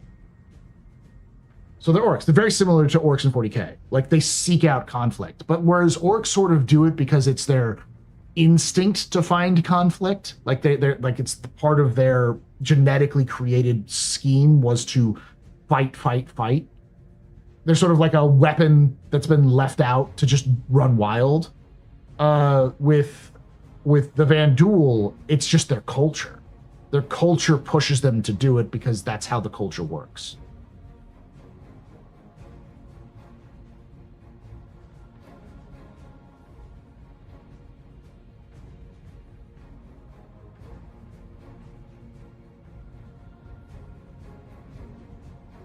After learning about three-body problem, alien races, predator aliens feel underpowered. I don't like. I understand the concept of three-body problem, but the one thing you got to remember is that all science fiction is a reflection of the culture that created it, and the three-body problem is the Dark Forest trilogy is far more a reflection of the Cultural Revolution in China than it is an actual study of like space and science fiction. Because there's a reason why the book starts off in the Cultural Revolution in China. The author is is not being subtle about like, because it just sort of is a thing that is described in the book and in the TV series. And like later it's effectively the method upon which the universe functions, which is paranoia. Everyone is out to get you. There's always a bigger fish. It's best to hide and hide away from the enemy than try to face them head on, because you'll just tear each other apart. And of course, I believe in the books, like eventually the humanity sort of does that to themselves out of fear of the invading aliens, that kind of stuff.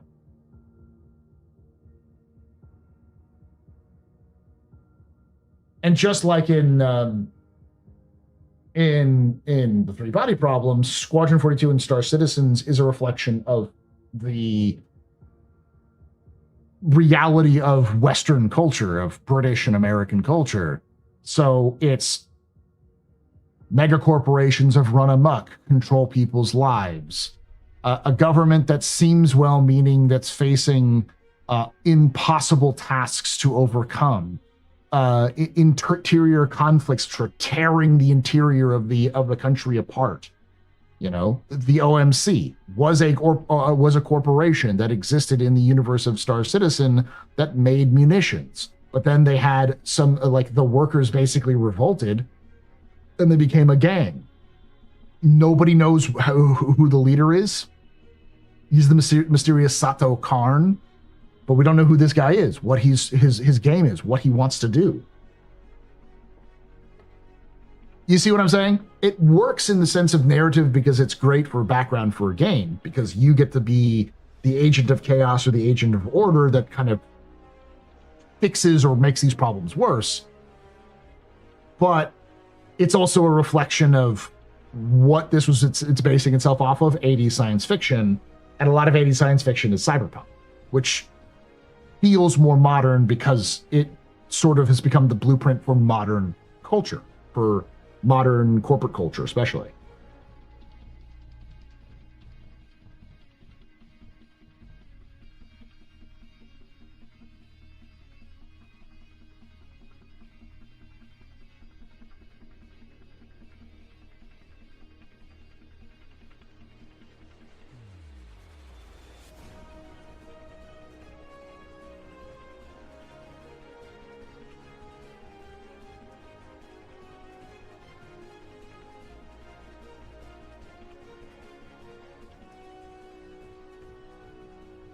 I'm still studying the weird parasocial or parasexual relationship between the early samurai film, Western, and sci-fi. They're all change. You got to remember that most samurai films take place during major changes in Japanese society.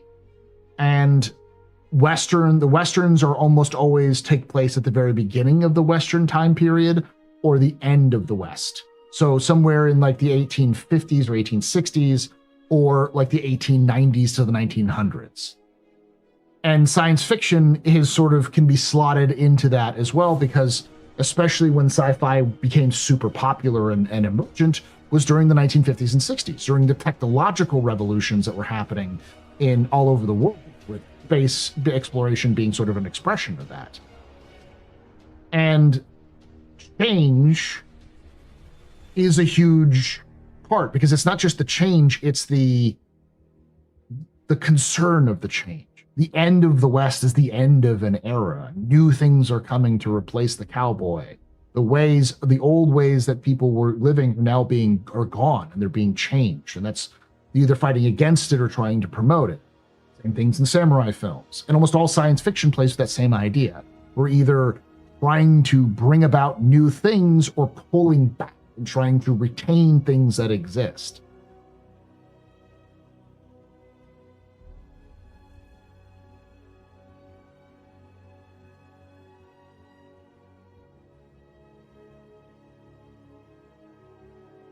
Hey, Paul, I love the enthusiasm of your dances and the rest of your show, but I cannot watch you live anymore.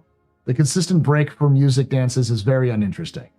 Strato Brick, that's fine, buddy. You do not have to watch the video. You don't have to watch me live. I do videos, sections of them, which are less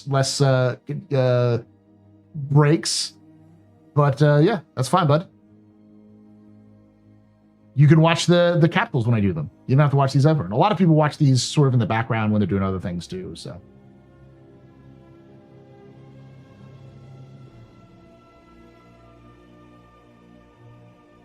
Fuck all that, dance away. I'm here for the dances, pure and simple. I get it. No, I get it.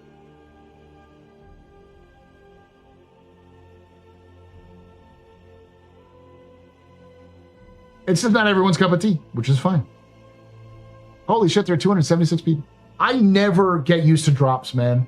I'll never get used to Twitch drops. Like, it is a big like sale, so there's lots of interest in that kind of stuff, but I'm used to like being like, yeah, it's especially on Twitch, it's like, yeah, it's a good day. I'm having like 150 people watching. And then I look over and I'm like, 276 people. 1,000 people watching me this time last week. I was fucking floored. Thursday and Friday, I had 1,000 plus people watching me on both those days. Just like, Jesus Christ.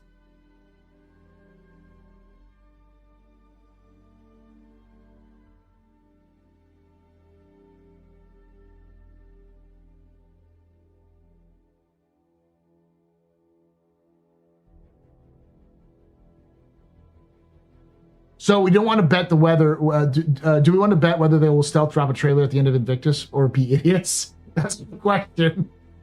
Never bet against the house. And there's some quote that I'm remembering about like never bet against an idiot being an idiot.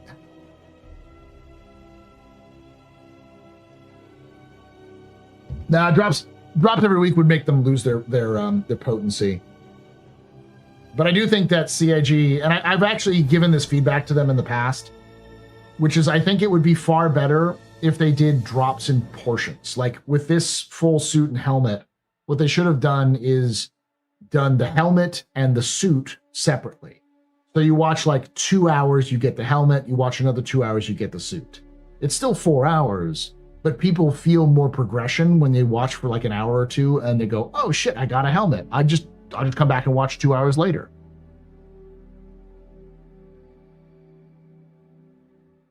The universe always produces a smarter idiot. Yeah. Yeah, don't wrestle pigs. Never wrestle pigs. You both get dirty and the pig likes it. Yeah, most of the other drops I've seen in Twitch do that, where like they have 3 things and those 3 things are only available with, you know, so like one might be an exclusive with a specific streamer. If you watch a specific streamer, and the other 2 are just like, you know, watch 2 hours, watch 4 hours.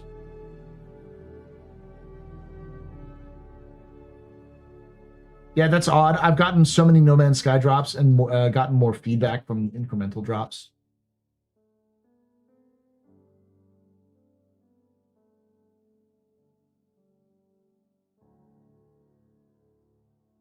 Don't argue with an idiot. They'll drag you down to their level and beat you with experience. I'm loving these quotes. I've said some of these quotes before, so yeah.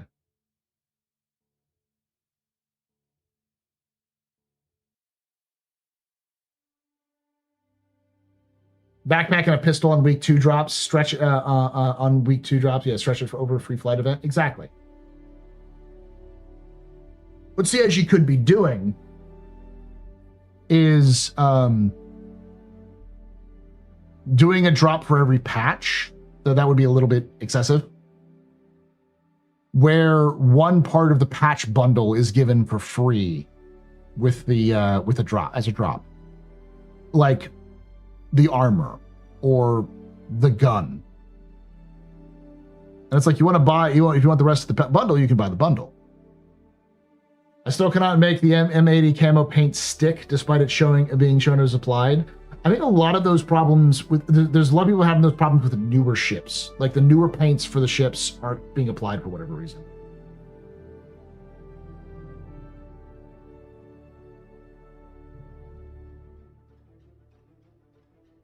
I cannot wait for the Squadron 42 badge on Twitch.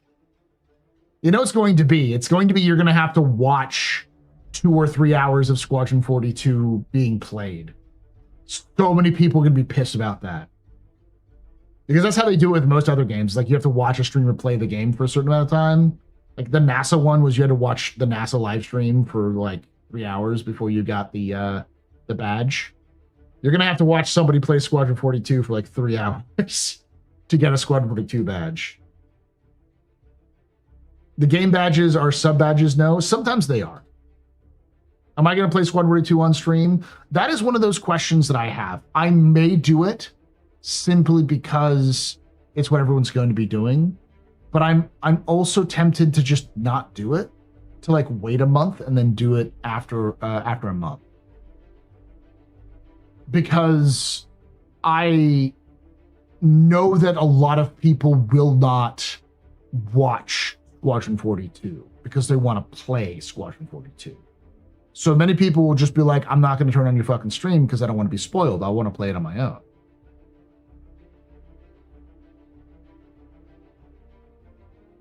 You should do a lore breakdown for more sci-fi. You're a good storyteller, dude. I plan on doing it. I'm doing one for Battletech. I might do one for Armored Core.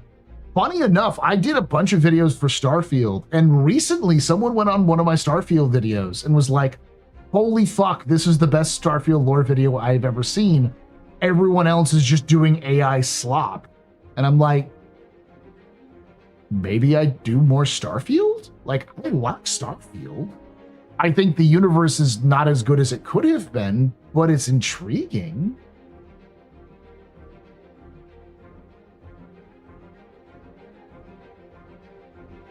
Do a lore playthrough where you pause and explain stuff every 5 feet.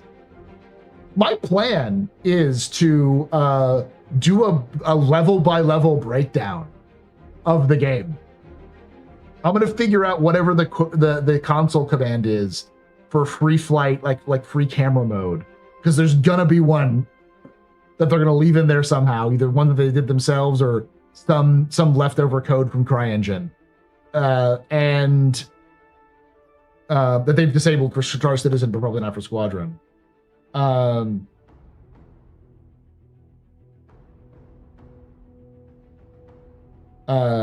And do like a beat by beat, level by level breakdown, looking at different parts of the level and kind of explaining like, yeah, this is what this is from, that sort of thing.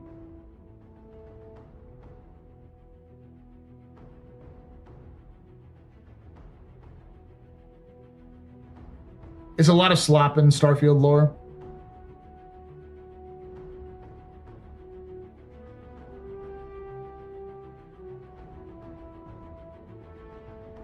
Have you considered writing your own story based on Star Citizen lore? We have a writer's guide.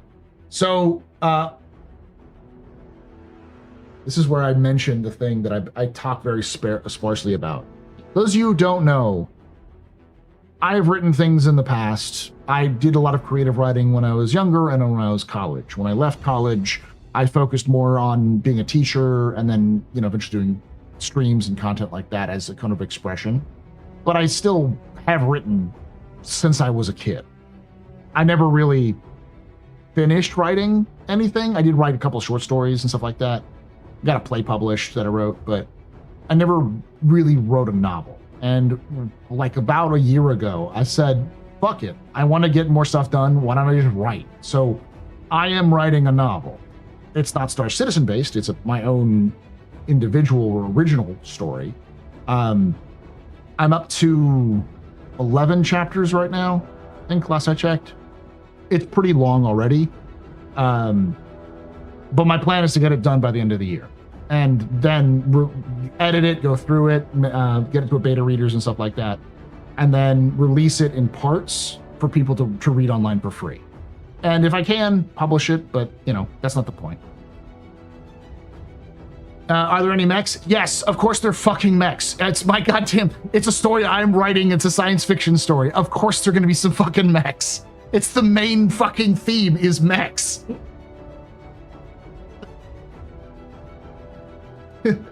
I'll give you the elevator pitch.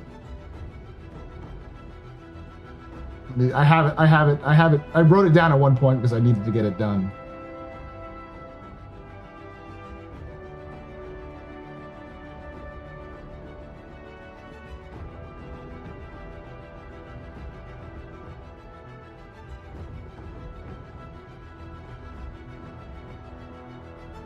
The elevator pitch is A colony ship filled with refugees and veterans of the last solar war completes a perilous millennia-long journey to a new world, only to find it changed in weird and seemingly impossible ways. The colony's hope rides on the shoulder of 6 pilots of mechanized armor suits called walkers to overcome these strange, powerful forces, all while navigating their own internal struggle to mend the wounds and bridge the gaps still present after the last war.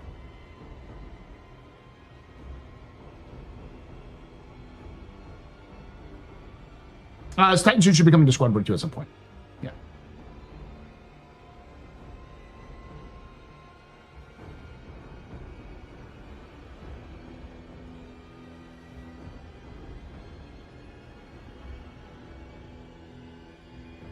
But that being said, as someone said, do you think you'd write Star Citizen? I have started to as well write a sort of a story in the Star Citizen universe. I guess it's technically fan fiction, but there's no, like, it's not like a actual story of anything from the verse. It's just using the verse.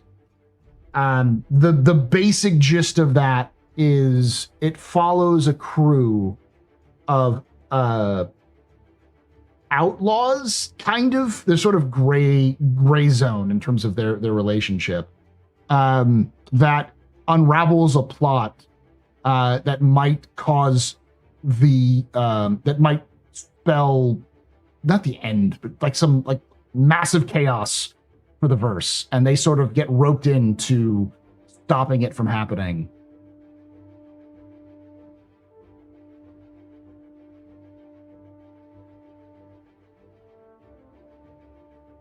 Now these mechs can only battle one way, by playing poker.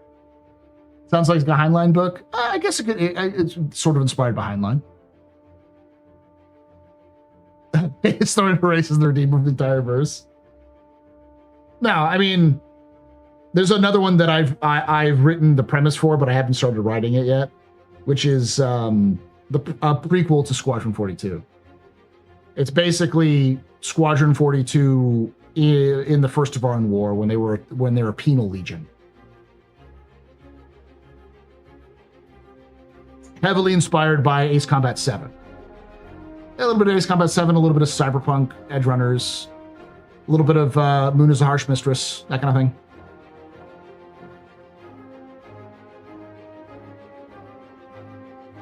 See, that was my thought for the longest time, Saint Daikun, was like, if I wrote something and no one would ever read it, why the fuck write it in the first place? But I'm too old to give a shit about that kind of thing now. I'm just like, fuck it. I'll write it, and some of you might read it. Many people may not, but who knows? Is Titan Suit coming to Star Citizen, or is it just a Squad 42 item? Almost certainly it's going to come to Star Citizen. Last I talked with Sean Tracy at Quantum Vegas, and he was very adamant. The way he was talking about it, he was like, yeah, of course it's coming to Star Citizen. Because I talked about the ICD, because he's, for those of you who don't know, Sean Tracy created Mech Warrior Living Legends, which is the sort of grand scale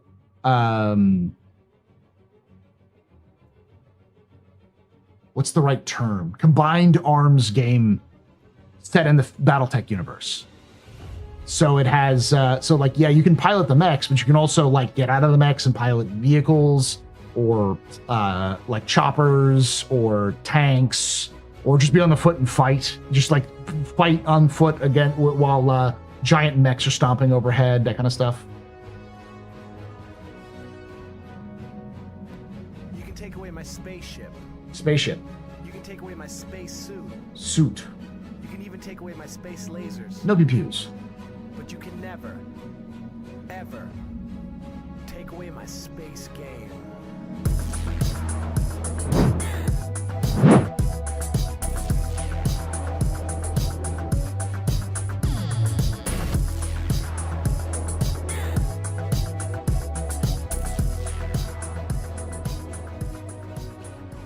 Twisted Void just resubscribed for 5 months. 07. Thank you for that 5 months of support there, Twisted Void. You're very important pupper, very precipice, you're very pedestrian. This your fault, there's been freaking night. Shots and cheers in chat, y'all. Shots and cheers.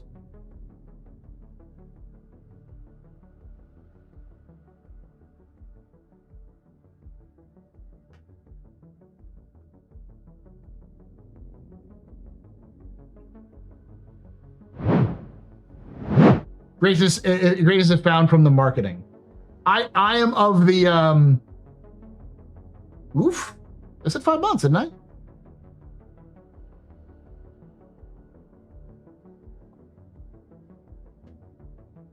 What's the oof?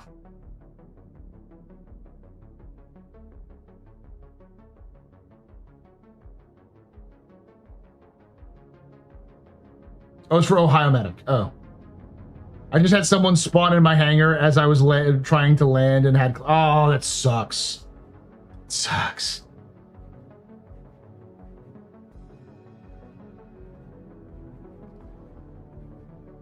I am of the opinion that this is me having experience in marketing, and I know super fun is going to agree with me on this, also being for marketing, is that when you start understanding marketing, you understand that most of the world's problems, most of your life's problems, is just marketing. Like, if you want to get something done, a lot of it is just successful marketing. It's not even knowing what you're doing. It's just knowing how you can convince other people you know what you're doing. Presentation is everything when it comes to life.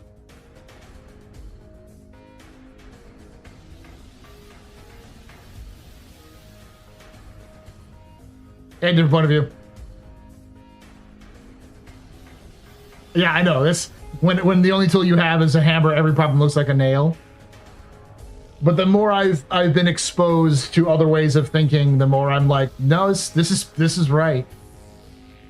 A lot of the biggest problems in the world is because people have built up this image of what they want in their head when they don't really want that. And you can't really convince people once they get convinced, so you got to be able to convince them somehow, and a lot of it is just flashy marketing. Like diplomacy, the act of telling someone to go to hell and they look forward to the trip. Marketing it feels too vague. Let's get to the root: greed. Most of life's problems are because somebody somewhere was remarkably greedy. That's true, but I'm saying the solution to it is often just marketing. It's diplomacy. It's charisma. It's knowing how to talk to people. It's knowing how to convince people that what they want is actually what you want, even if it's not what they want. Any opinions on what may be available to tomorrow for Crusader and Tumbril Day? I think CIG is going to just not have anything out. Because a day where they haven't released something? We had Drake with the Ironclad and the Pitbull. Then we had Origin with the M80. And then we had Misk with the Starlight. And then we had Aegis with the Tiburon. The next big one is the Odin. So yeah, maybe nothing.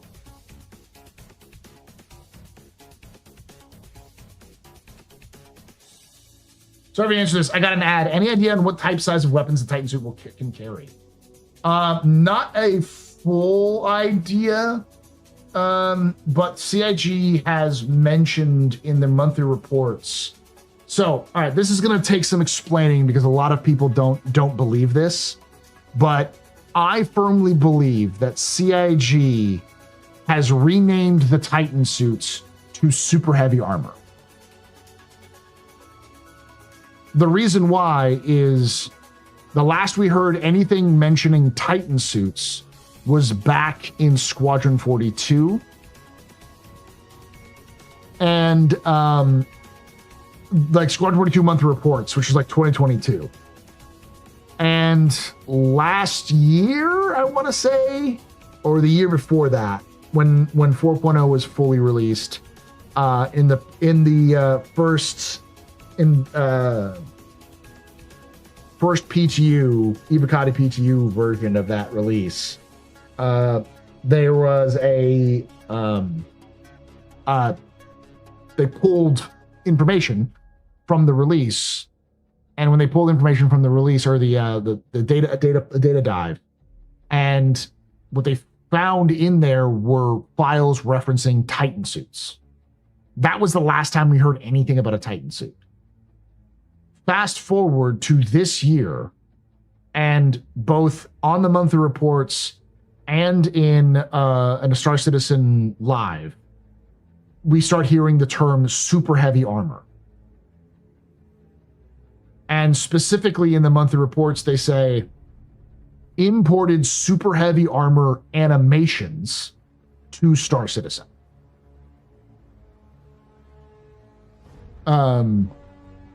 So I believe that CIG has just changed the name of Titan suits to super heavy armor, which makes sense because it fits more in terms of what they're going for. And they changed it in Squadron 42 first and then renamed it in Star Citizen. Titan suit sounds a lot cooler. The problem is that CIG also understands, I think it's starting to finally understand that they have a naming problem. So when you say Titan suit, people immediately go, the Avenger Titan? You know, because it is one of those things that people know about. So, So Dark Owl, you hit the button. You press the button you shouldn't have. For those of you who know, I am a big, gigantic fan of mecha. Mecha in general. If it is a robot that stomps and someone pilots, I'm probably a fan of it. And this is the closest thing we have to a mecha in Star Citizen. Even CIG calls them mechs.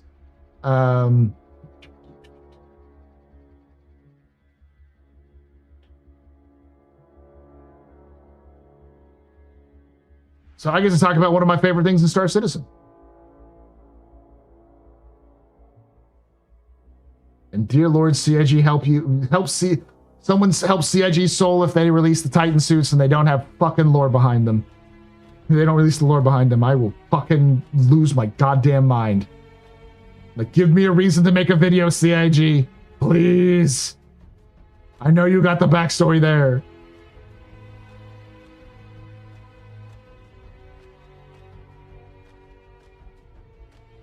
All right. So, this is a Titan suit.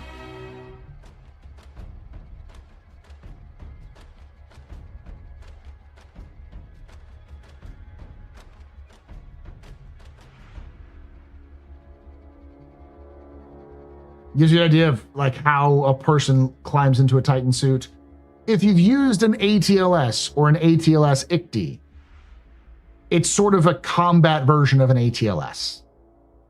However, they use big two-handed weapons. We don't know exactly what weapons they have, but in the latest monthly report, they mentioned that they were modeling out a gigantic heavy machine gun that the super heavy armors were supposed to carry.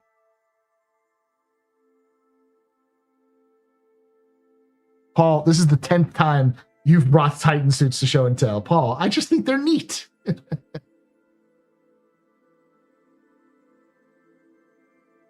lore is great because these things are inventions of spite.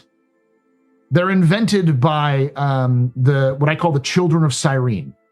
So Cyrene was the main planet of the Virgil system. And when Virgil fell, it was a major manufacturing hub. So engineers and workers who had been working on making massive amounts of weapons and ammo for the front. They had built probably even ships. It was this huge, they became this huge manufacturing hub and storage hub for the Navy and the Army because they were fighting in a nearby system against the Vandul. But when that system fell, the Vandul flooded into Virgil and spite bombed the whole fucking place. So the few people who were able to escaped from Virgil to Vega. But the thing about Virgil is that Virgil was ancient. Like, Virgil was discovered before the UPE was founded. We're talking like 2400s. It is one of the oldest systems of humanity. And so people hadn't just lived in Virgil. Like, it was for 500 years, almost 500 years, humans had lived there, had grown up there. It was one of the core worlds of humanity, effectively. So this was a huge shock, and one of the reasons likely why the Mezzers were eventually overthrown, because this happened shortly before the Mezzer Revolution. So what did they do? Well, they decided to make an arms company. So the people who survived Virgil got together and built a weapons manufacturer called Virgil Limited. You've seen them in the verse. They make armor you can buy.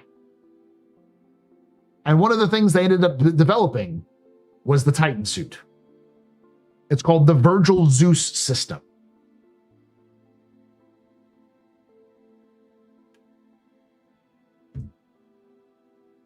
So this is a 9-foot tall, several 100-pound bucket of spite.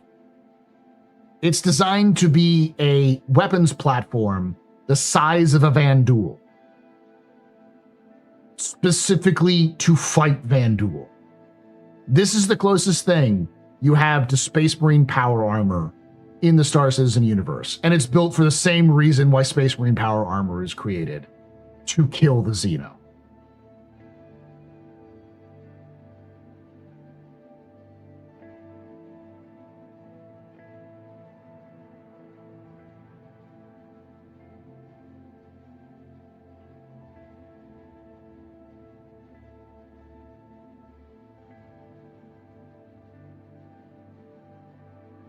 It's so Starship Troopers, yeah. This is one of my favorite concept art for it, though, because you can, like, knowing the backstory, that reflection you see of that dude, the only thing I can think about is that man has a hate boner. This man is watching this suit being like, but can it kill more Vanduul? How many Vanduul can this kill? Can it kill enough Vanduul? This must be the perfect killing machine. Knowing that probably everyone in that room is so coldly dedicated to eradicating the Vanduul that they're going to build a giant mech suit to do it, or a power armor to do it.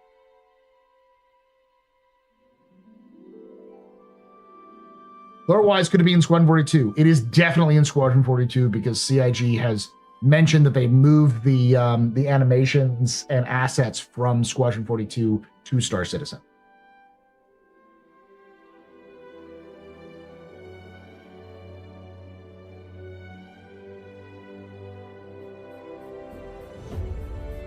One cannot kill enough Vanduul. Exactly. So it's important to note that these are not tanks. These are walking weapons platforms.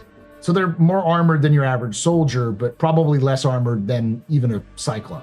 They'll probably be pretty easy to take down with heavy weapons.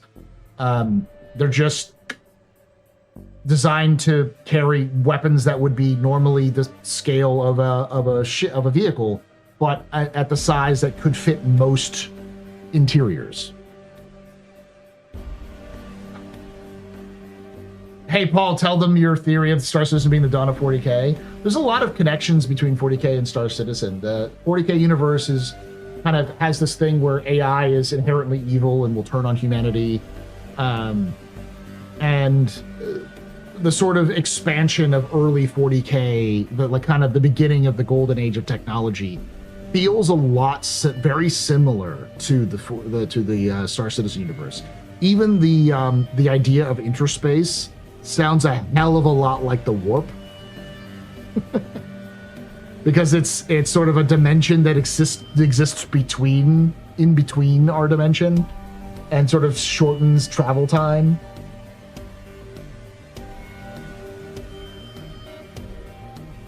But Larian Jihad, yeah.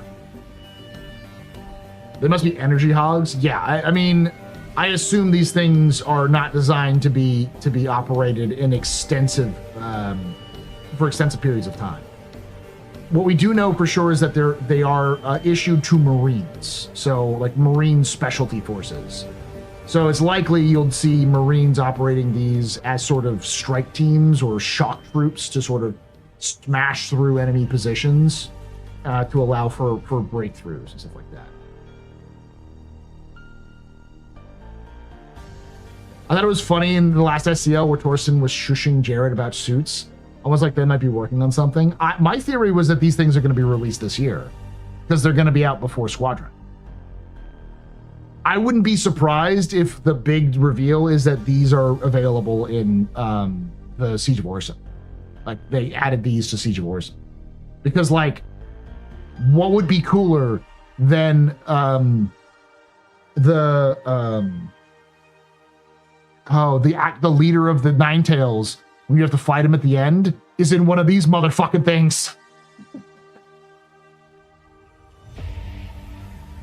Mendo Ren. What happens if you show up and Mendo Ren's in a fucking mech?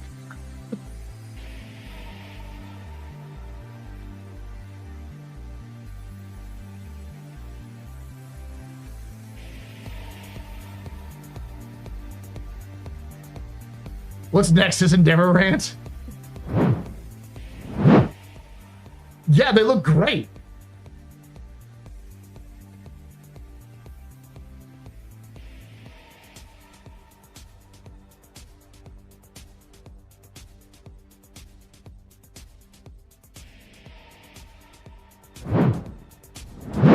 Why do I give them ideas like that? Because I enjoy the pain. Because I'll find a way to get an Ikti in there. And it'll be an Ikti versus the real thing. Timu Space Marine versus real Space Marine.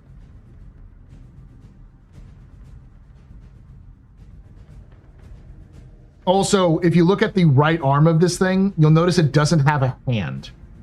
And if you look at the original, there doesn't look like there's a hand here at all. It looks like it's like maybe like a slot that you insert, like a port.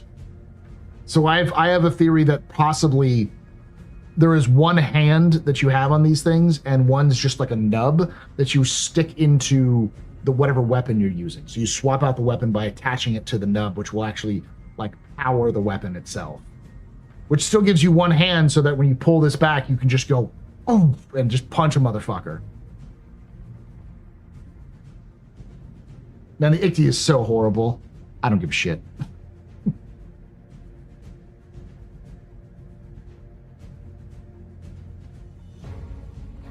I need only one hand to entertain myself.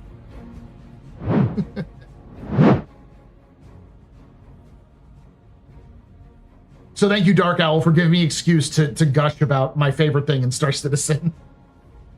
Which is not ships, even though I love ships in space.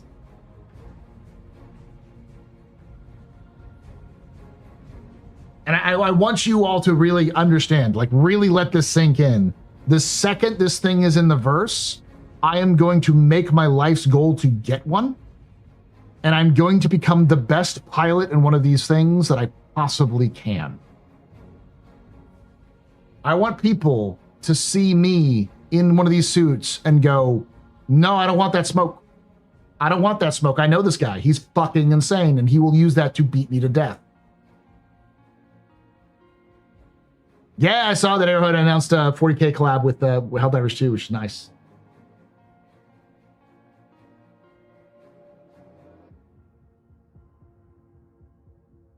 I would say Foundation Festival, yeah. Probably, like I said, that's why we might see it in like, because we're going to get Nine Tails is probably going to be in 4.9, would be my guess. 4.9 or 4.10.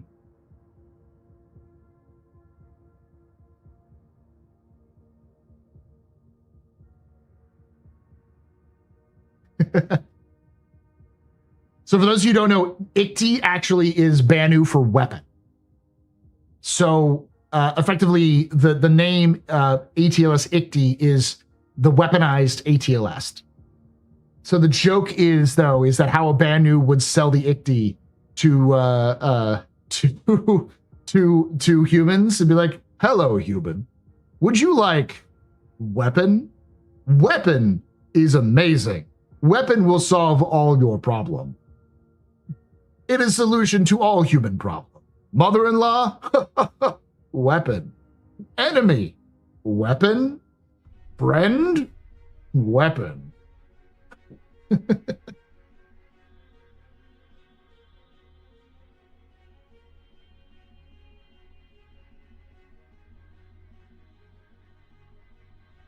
Banner treat us like idiots. Because we kind of are. Oh God, Senator Strong in a power suit. I would do a melee run in a power suit of Siege of Orison. You just made all of the lore,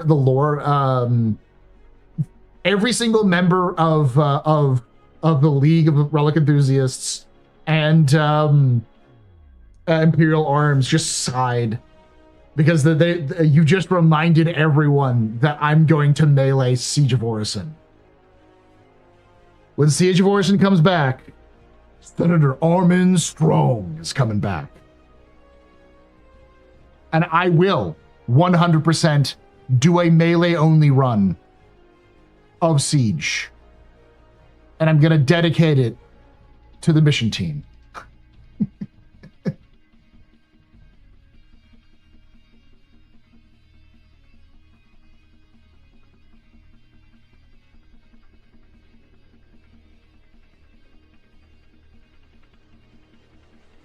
This is for you, Elliot.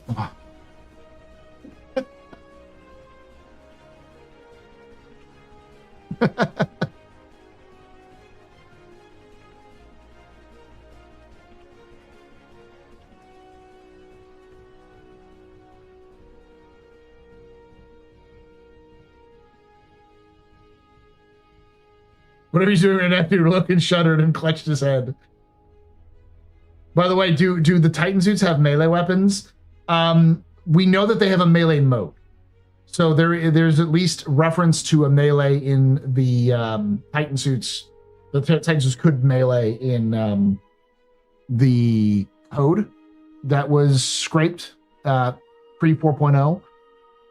So if there is a call for a melee for Titan suits, then it probably has a melee mode.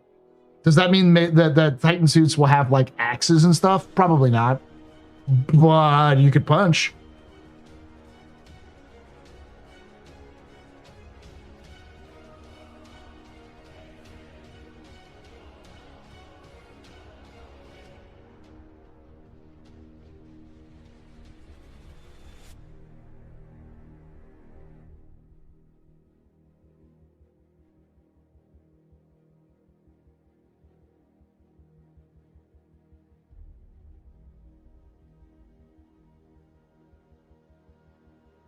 Oh, they'll sell this. They'll sell the Are you kidding me? Yeah, the Super Heavy is going to get sold.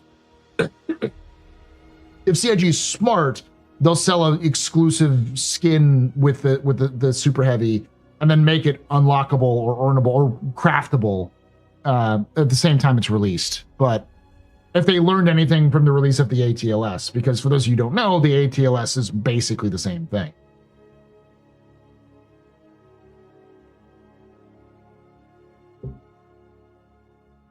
Sad day I can't get an Axeman and Star Citizen. Just join what we're talking about.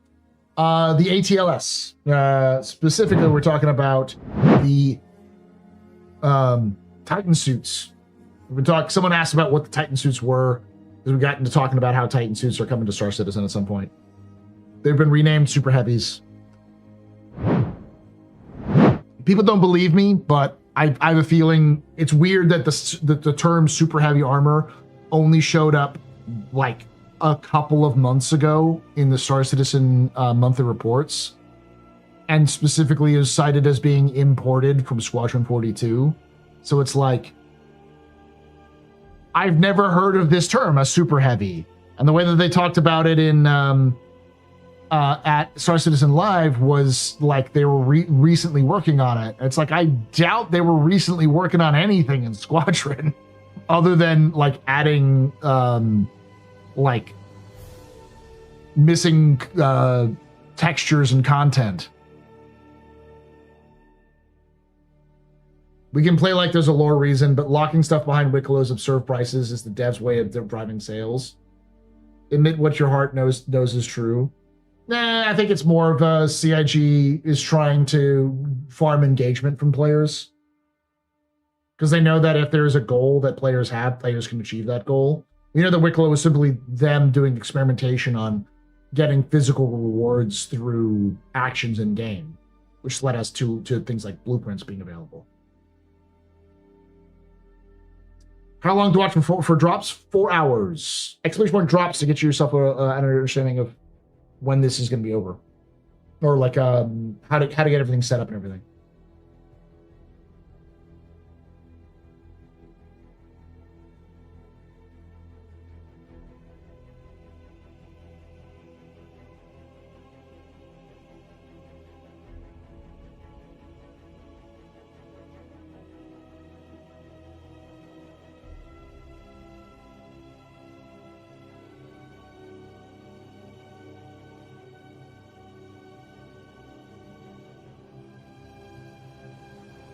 It's not just me, though, riddle me this. It's any Star Citizen streamer with drops on.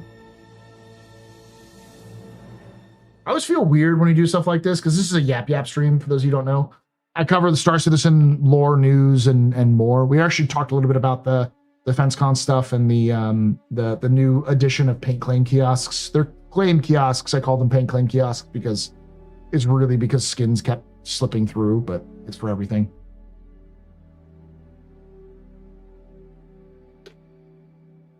I'm not a fan of the FPS combat. I want original Xenothreat scenario, but with recent improvements in ships. We're getting something similar, but not the original scenario. It's a podcast, basically. Yeah, kind of. Because I'll sometimes jump into the game to play and show off stuff. Is there a tracker item that dropping? Starts and drop in a minute. It'd be under your drops inventory. Like I said, if you hit exclamation point drops, there's that command. There'll actually be a link for both how to set it up and also how to track it. It's because it's under your inventory in Twitch. You're good at a yap yap.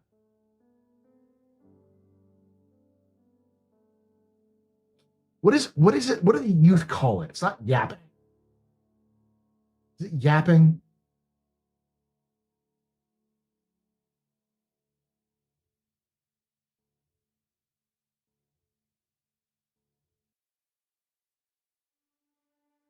No, not just chatting. There's a term for it when you're just talking. You say, I'm just talking. You say, I'm just this. Is it just, I'm just yapping? Nah, it's all old. That's all like old term. Like there's a newer Gen Z slang for it.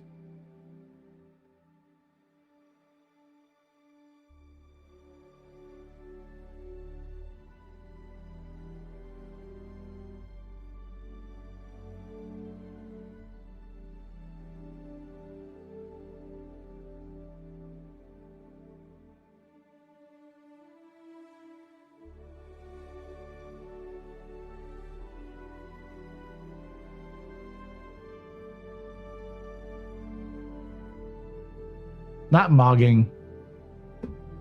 Not 6-7.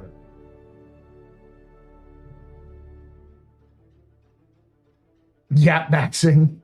No, not jawing. Like, so that's what I usually say is just a jawing, but that's more of a. It might be a hyper specific term. Not jibba jabba. I think it's yap. It's yapping.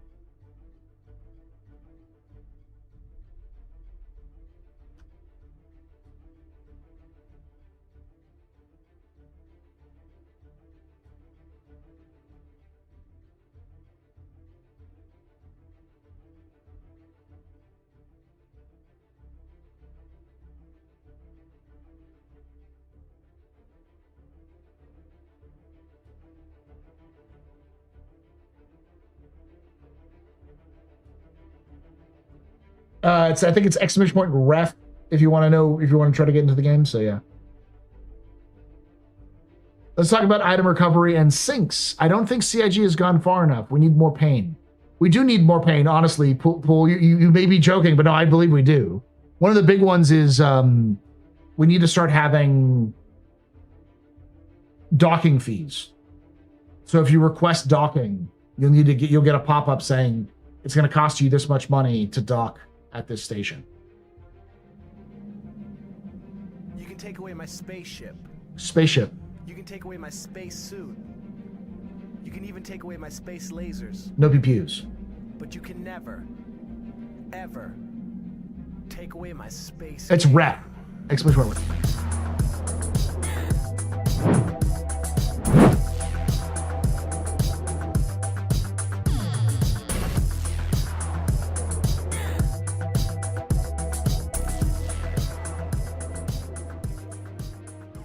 Sisiano just resubscribed for 28 months. Stop that jibber jabber. Thank you so much for that 20 months of support. You're very important, public, very impressive, very pedestrian. This is your fault. You're drinking night. Shots and cheers in chat, y'all. Shots and cheers. Woo! I really hope we don't see an Alpha 6-7. Are brick ships fixed in this hot packs? No, brick ships are not supposed to be fixed. Ships get bricked. That's intentional. Are you asking more of when you have a ship that's bricked and you try to recall it, that it functions? There are some features they fixed with that. Specifically, there's now a kiosk, a claim kiosk, or claims you can do at a kiosk in your home hangar freight elevator, where you can call back, reclaim, like skins and stuff like that, if that's what you're asking. There is a way to fix brick ships. Is bad. No.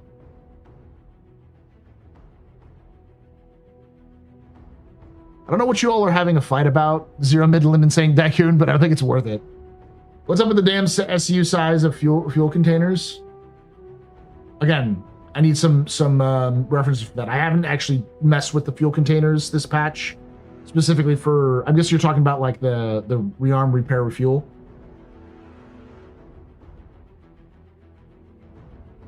Charters fuel tanks.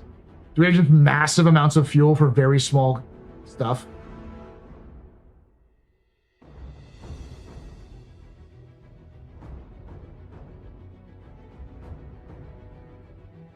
I won't say it here because it's technically an exploit.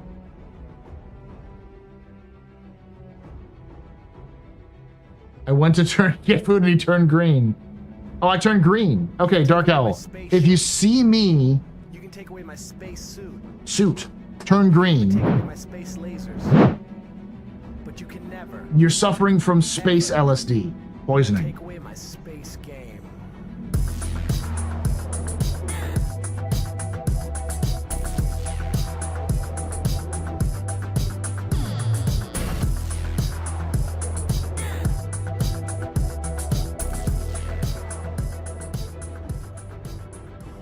Dark Owl 28 has subscribed. Dark Owl, thanks for that Twitch Prime sub. You're very important, public, very impressive, very pedestrian. This is your father's drinking night. Shots and cheers in chat, y'all. Shots and cheers. Don't worry though. If you are seeing me in multiple colors and different versions of me, it just means you just the cure is to watch me until the end of the stream. If you don't, bad things are gonna happen. But if you do, don't worry, everything will be fine.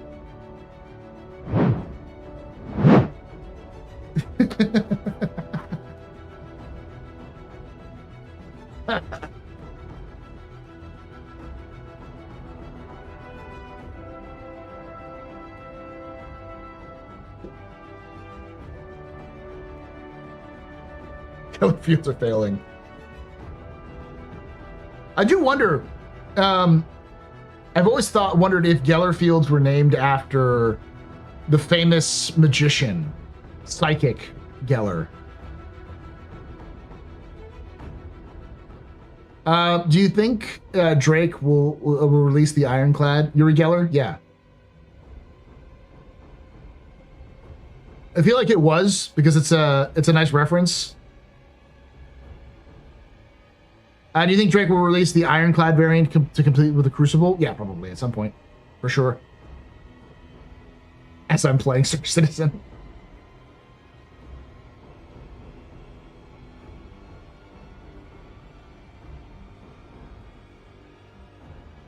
Everyone loves the green onion there, Eagle Eye.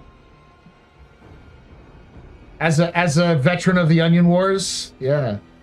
As a solo player, it seems like all roads lead to mining for account progression. I don't like it. You don't necessarily have to. The problem right now is that there's no other way of getting the stuff you need to get to build blueprints. What CIG wants you to do, they don't have the tools in yet, is they want you, if you don't want to mine, but you just want to say fly and fight, they want you to be able to approach a player who has the blueprints and the materials to produce a high quality gear that you want and then trade with them. It is plainly impossible. CIG is going to make it absolutely impossible for every single player to have every single blueprint in their account. Someone will try to do it, but they're intentionally going to make it harder and harder as they add more and more blueprints. Because not only do you get a blueprint to craft something, it's also supposed to have tiers. So the tier we have right now is just tier 1. There's going to be 3 different tiers of progression. And to progress one item through 3 tiers is going to take a fuck ton of grinding and very specific material to get there. Plus also, if you want to get a tier 2 blueprint, you may also need to do more things to get that blueprint, and then to unlock it, you need to do the research.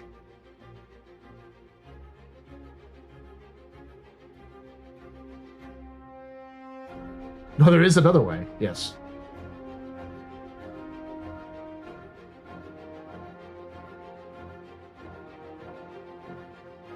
PTSD of Ragnarok Online card drops. The problem, but JK is right. JKL is right in that the problem is right now there is no way, if you don't want to mine, to get to the point you want to get at. There's no player market. There's no, it's just no player market. There's no trading functions. There needs to be better stuff there. There will be at some point. CIG has told us this, but it should have been prioritized like a long time ago. They're still stealing, yeah.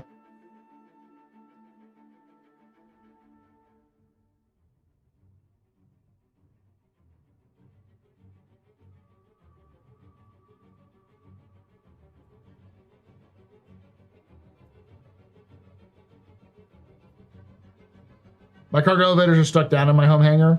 Have you tried server jumping, Slum? And if you have tried server jumping, have you tried leaving your home hangar and going to another place and then server hopping and then coming back, kind of thing? I just hope they add some sort of trading infrastructure at their next socials update. They won't, but they need to.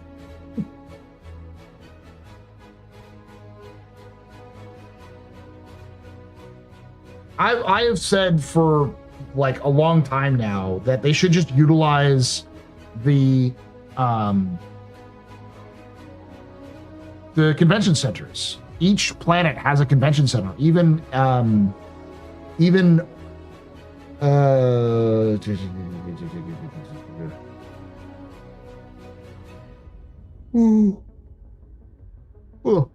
Hurston, Lorville has a convention center. If they utilize the convention centers and then just did a rotating, like every week, the convention center would have, each convention center would host a different like bazaar where you could have player trading and rare item acquired from NPCs.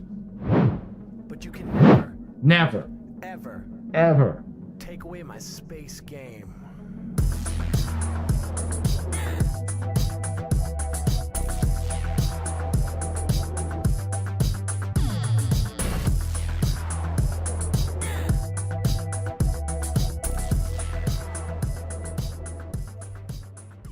The Evil Tactics just resubscribed for 3 months.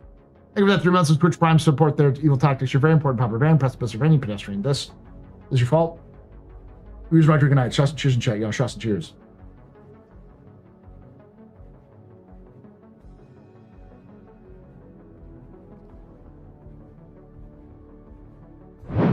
At least they've recanted PTP trading to be post social tools instead of post base building. Should have had its own. Should have had it as soon as looting started. Yep.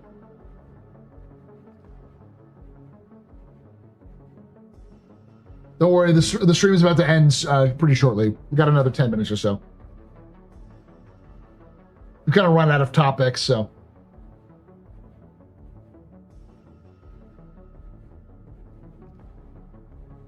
The problem right now is that all the other gameplay has to work before I can be a pirate. Yeah, it's not impossible.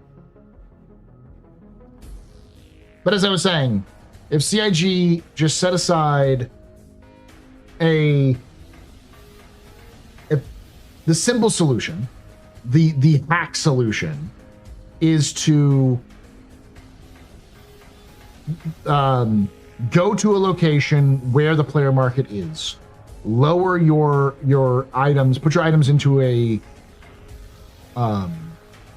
cargo elevator, and have it store at a separate location, or just have it stored in your hard cargo hangar. Then go to a kiosk where the player trading is happening, and list your item that's in your inventory for sale. It would require some UI updates. I'm sure it would require some back-end handovers of equipment, but I'm sure that some of that stuff already exists because you get equipment for specific missions like blueprints and stuff like that. So it would be a hack, but it would work. You list it for a price. A player then goes to there, says, "I like this. I will purchase this." It transfers the item over to their freight elevator, and the money gets transferred to the player. Is that simple? It sounds simple. I know it's not simple, and there are probably plenty of bugs with it, but that solution is one they could do probably within the next 3 months if they put a team to it. And I think that itself would solve a lot of the problems they currently have. Yes, it would be jank, and they probably need to change it and improve it in the future. But if you're looking for feedback for figuring out how players will interact with each other, how they interact with the crafting system, you need some ability for players to trade that doesn't involve like UEX or like pure trust.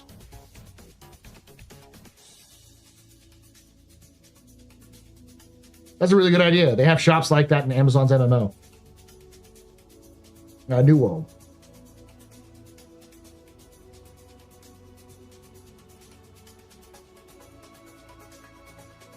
Yep, New World is shutting down.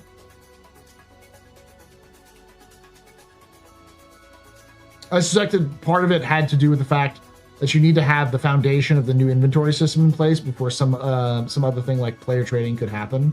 I have a feeling that's the case too, and they are working on a new back end for the current trading system or the current inventory system.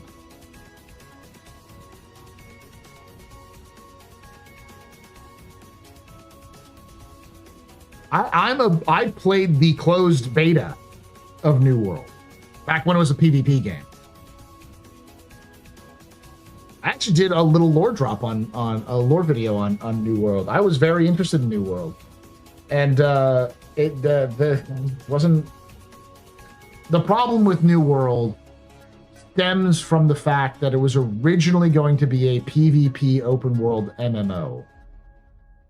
And it just didn't work. They had similar problems to Star Citizen in terms of performance, and in terms of fun, people ran out of fun very quickly. You know, it's Rust, but in an MMO. And so they instead had to pivot heavily to PvE. And when they heavily pivoted to PvE, it sort of, they had to build things that didn't exist. They had to build a story that didn't exist. They had to build backstory that didn't exist, because before it was just an open, basically an empty world that had some local dangers, but was mostly just, again, it was Rust. It was Rust in the 16th century.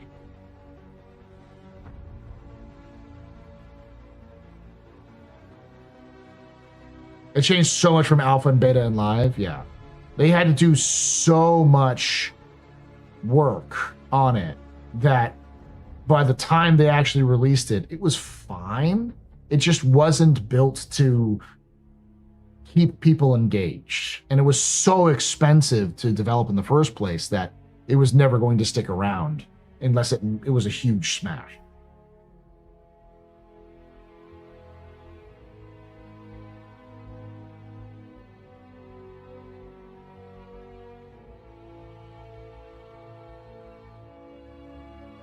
Yeah, the lack of story came from the fact that they just had a year to come up with a story.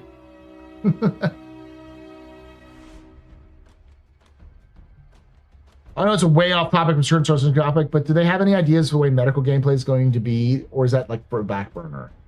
Tree's not here anymore, but I'm sure Tree would be able to tell you what the plan is. The idea is that we're going to get more complex medical gameplay, and one of the major things they're going to do is they're going to make it so that you're going to want to heal yourself more than backspace. So they're going to make backspace hurt more, and they're going to remove backspace altogether. Like long term, we don't really know definitively, but I would expect things like more complex combinations of drugs to do healing. Specialized armors are already being built for medical gameplay, so there'll be like specialized medical scanners for suits and stuff like that.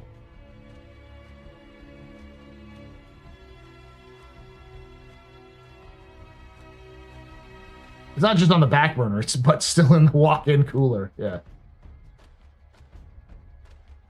The one thing that I would say is you should be prepared for is that medical may be the way it is until 1.0. We might get some adjustments and changes as they get towards 1.0, but I don't think we're going to see an in-depth medical system until post 1.0 release, simply because they don't have enough time to put the attention and care into a decent medical system while they also still have to build a bounty hunting system. But we'll know more about medical when Bounty Hunting 2.0 comes out, because Bounty Hunting 2.0 requires players to capture players or NPCs and then put them into a cryopod and then take them to a location. So it will require extensive knockdown status effects, and there is currently not any knockdown status effects. There is, but it's very temporary, so.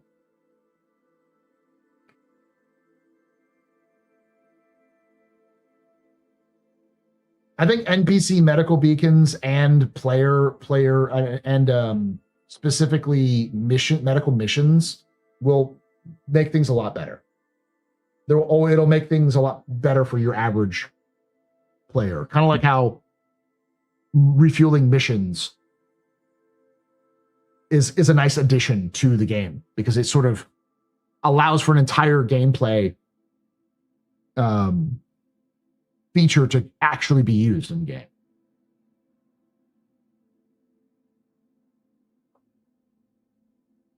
Don't get me wrong, socially confused. I have no idea if it's actually going to be changed or not. CIG could put some crazy work into it and get it done.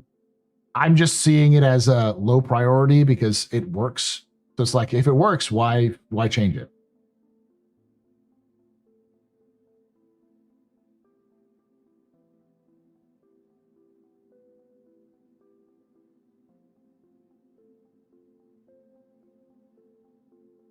Is Bounty 2.0 going to be in 1.0? It's going to be in before 1.0. So to explain the gameplay loop of bounty hunting in Star Citizen, it is heavily influenced by sort of, think The Mandalorian, in first season. I can take you in warm or I can take you in cold.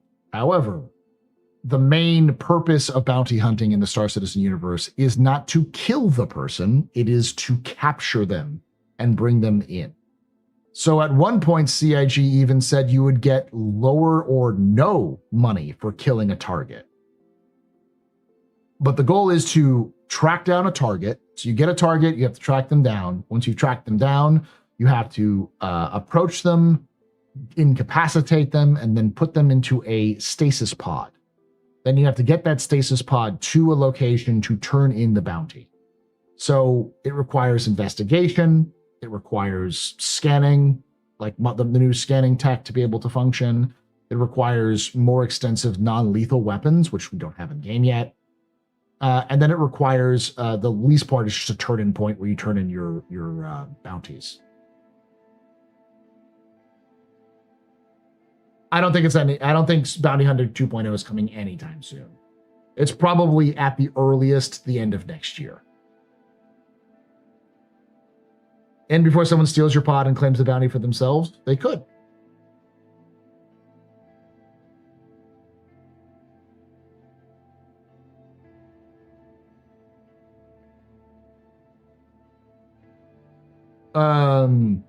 Yeah, the concept is, because in the Star Citizen universe, it actually works really well. Regen works really well with this, because in the Star Citizen universe, regen is very accessible by everybody. So walking up and just doming someone in the back of the head is like, cool. They just wake up somewhere else. You're not actually bringing them to justice. You're just inconveniencing them, which is worth some money, because you're like taking them out of commission for long enough where they're going to have to go find a new ship and then return to their ways, and maybe they won't return to their ways. But it's far more effective to incapacitate them and bring them into justice so they can't just ice themselves on their way out to get out.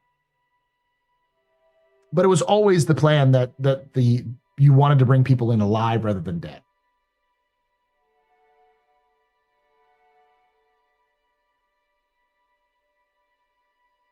I'm really hoping for hacking gameplay. You get a cyber deck that takes up a weapon slot. See, I've been a huge proponent of cyber deck, a cybertech style gameplay in Star Citizen, only because I think it works.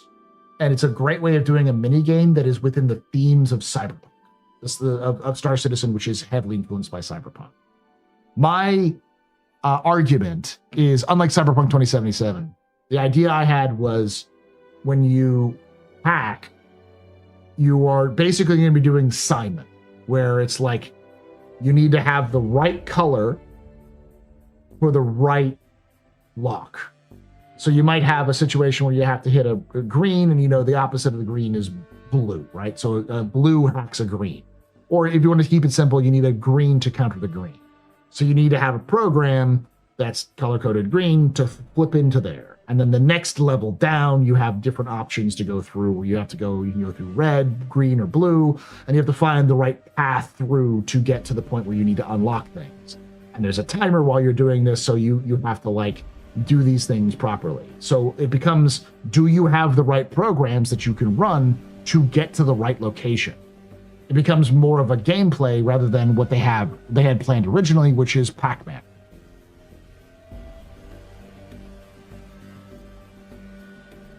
How do I get bricks shipped out of a hangar list? If it is bricked and you own it in game, you go to the kiosk, the claim kiosk, or the when you lower it, I don't know what it's called.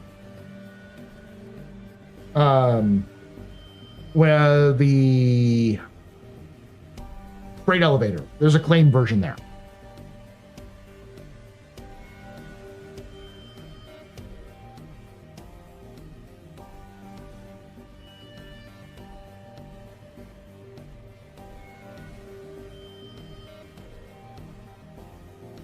Aesop, there's a checkbox at the top that says local ships. Once that box is clicked, you can scrap the ship. Oh, I didn't know you could do that. There we go. So thank you, Dark Owl. So if you go to the Aesop, you go to the box, it says local ships. Once that box is clicked, you can scrap a ship. Okay. Local ships only. Okay. All right.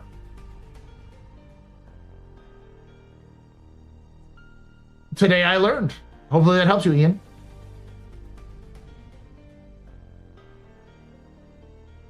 Sounds like you've put a lot of thought into it. I'm no game dev, but I think you should be being generous with your time. Trolls shuffling players into cryopods for weeks just to be trolls. Well, see, Stargent, that's the problem. That's one of the things they have to balance. Originally CIG's idea was that if you got knocked unconscious and put into a... Hold on. You can take away my space suit, You can even take away my space lasers. But you can never, ever take away my space game.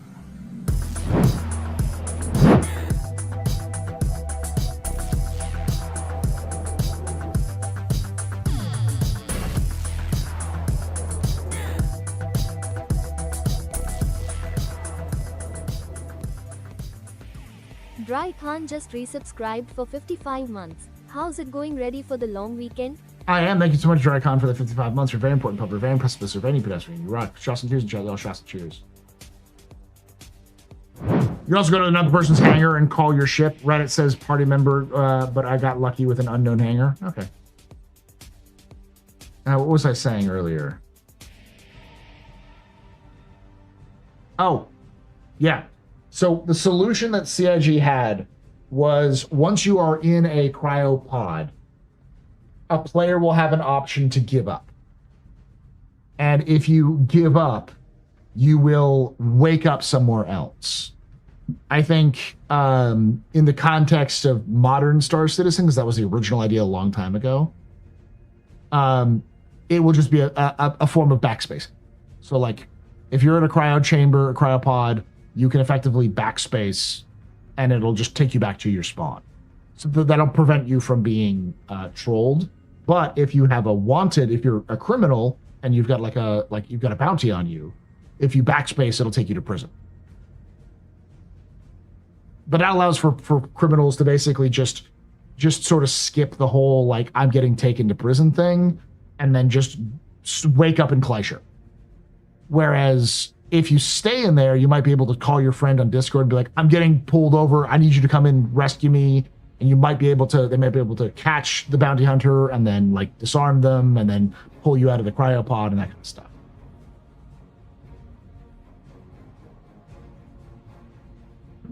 We have a real risk of systems being convoluted and unintuitive rather than being complex and interesting. Yep.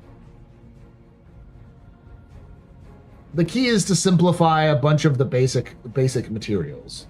Everything that's just simple should be simple. And then the depth should come from knowledge of the gameplay rather than from the gameplay itself.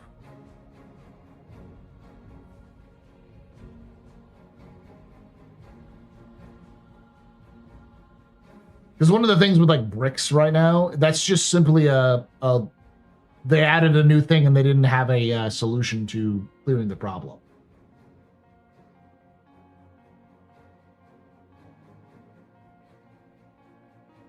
Like eventually the ASOP's going to get an overhaul, would be my guess. Because I have a feeling like they have a button now for show local ships only. I have a feeling like you will only see local ships. And there'll be different tabs in the future, so it's a little bit easier to navigate the whole system.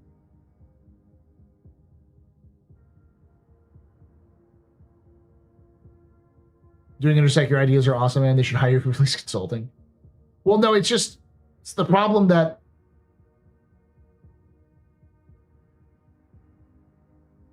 I will leave you off with this because I do have to kind of get off here shortly. The problem with CIG is that CIG often has a solution to a problem that doesn't exist. Like, let's take a look at hacking, for example. Hacking was supposed to be, it was like, okay, we need a way of players getting into a system or into a ship. So let's have a system, a minigame, because hacking is always a minigame in games. We don't want to have like people actually write code and do that sort of things. That's just messed up. So how do we do it? Okay, so we need some sort of engaging thing. Why don't we just take a simple game that already exists, because that's how a lot of other games do it, and they just did Pac-Man. The problem with that solution is it's a solution looking for a problem. It's a solution looking for a problem. The problem in this case is how do we get into ships or systems?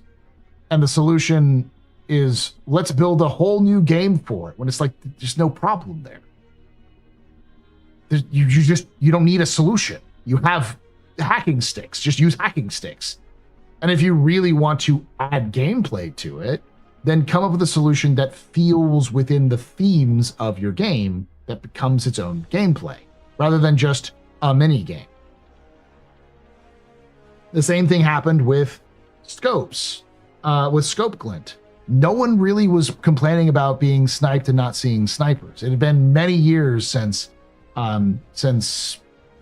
Jumptown had that sort of problem. And in this universe of Star Citizen, why are we worried about scope glint? Why, like that's a weird way of countering for a problem instead of engineering a solution that's related to the universe, like scanning, right? They already have scanning system in, just expand the scanning scope, build a dedicated armor that's just for scanning. So you can find other people. It wouldn't just be for snipers. You could also use it to effectively get more information in a wider area than you would before. And the current one with the issue with teleporting. The problem they're having is people aren't getting together. Why aren't people getting together? Because of the bugs that exist in the game, not because it's difficult for people to get together. When the game is functioning and people have a general idea of what's going on, it takes you less than 20 minutes to get to any location in the verse.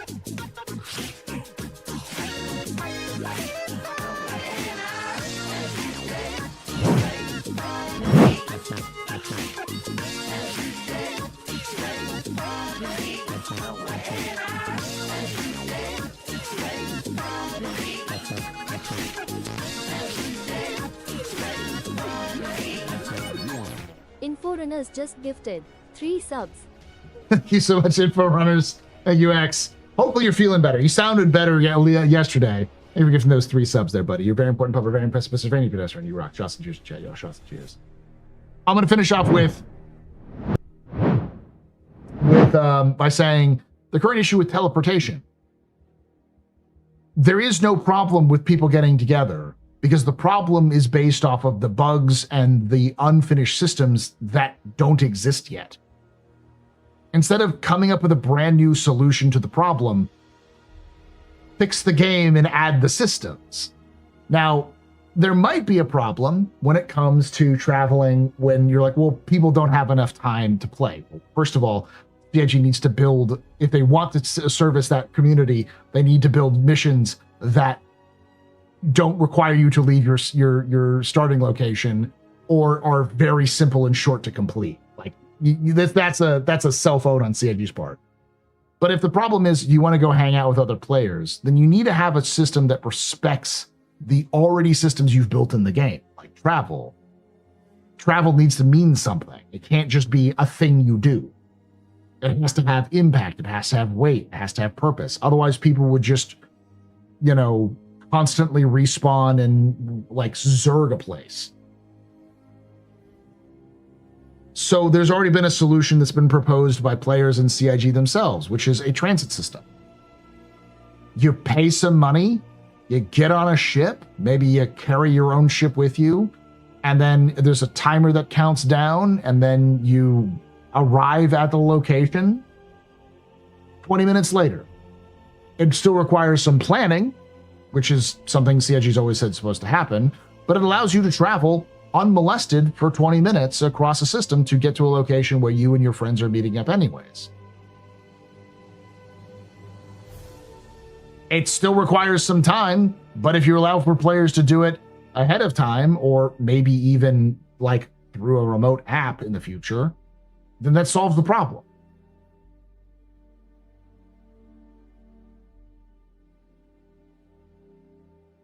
I think if you add join leader from menu to a main LZ, like Area 18, it would help a lot for most of my gameplay. The problem with that is it's when you do stuff like that, it effectively removes the any sort of balancing with location.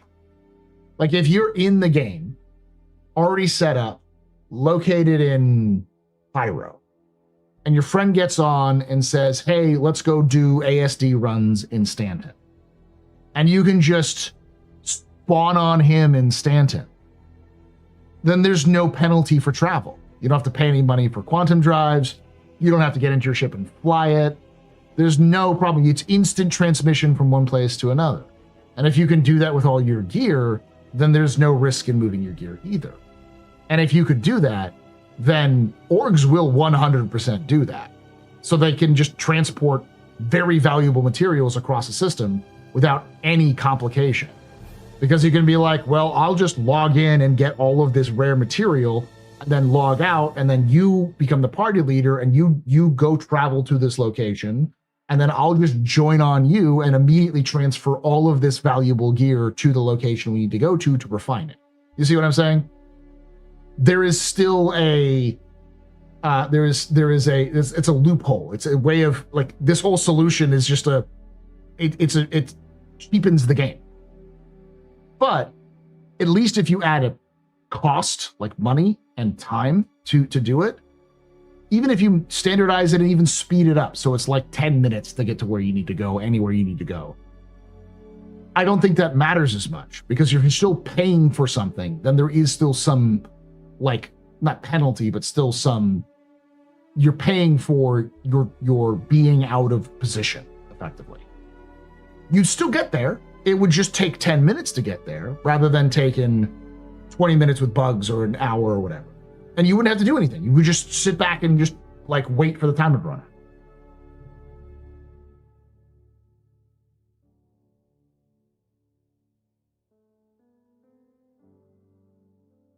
But instead of thinking about any of this, CIG should just make the goddamn systems they're building. The social tools, the like,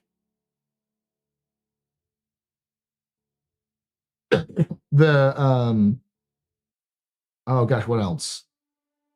The new travel systems like quantum boosting, improving the back end, improving, like, one of the things that people have problems with is you go from Stanton to Pyro, or Pyro to Stanton, and you go through the jump point and then you get spat back out where you started in the first place. And sometimes it takes 3, 4, or 5 times to go through that fucking wormhole before you're out, and you're wasting fuel the entire time. You have to stop and get fuel and all that sort of thing. And then there's a bug when you reach a location and you land and you get everything ready to go and you crash and you wake back up and you're back at fucking Lorville. Like, those are the things that people are complaining about when they say, I cannot meet up with my friends. It's not, I have to fly my ship.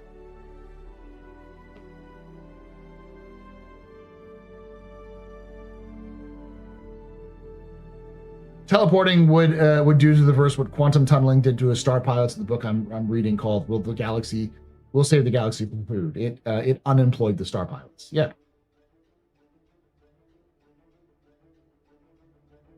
What if you had to check your luggage as a pay fee in your backpack and whatever is in? I mean, at that point, that's fine, but, like, then just add a timer. That's my point. You add a pay cost and you add a timer to it.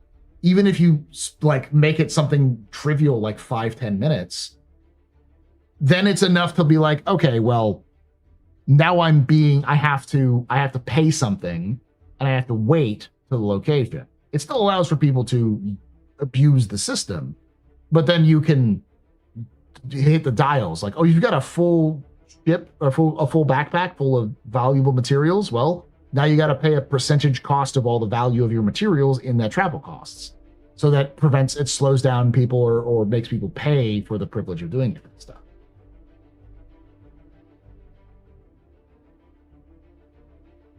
From a lore standpoint, how would teleport even fit in? It doesn't, unless there's a new technology that's invented. It's not saying it couldn't, but it just doesn't. The solution is you control a generic character, start where your party leader is, but no items move there. Use items left there or took previously, then you log out, the character goes away.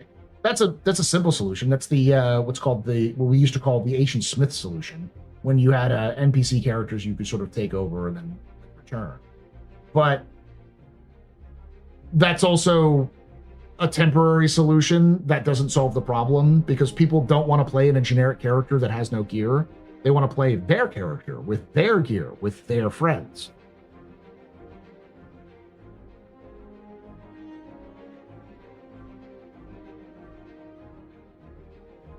In a normal MMO, that wouldn't be a problem, because magic, fuck you, who gives a shit? But in Star Citizen, travel is part of the experience. It's part of the gameplay. flying around in the verse is not just something that you do, it is the game itself. And when you do something that undercuts that whole thing, it doesn't work in the universe that Star Citizen is creating. There are solutions, but they still have problems that people will not like. Like, I don't want to wait for 5 minutes on a black screen or just staring at the ceiling. And I don't want to have to pay 20,000 credits because I need to go visit my friend. And it's like, okay, there's got to be some problems here, yo. Magic, fuck you. I mean, that's what like a warp stone is in fantasy. It's like, who gives a shit?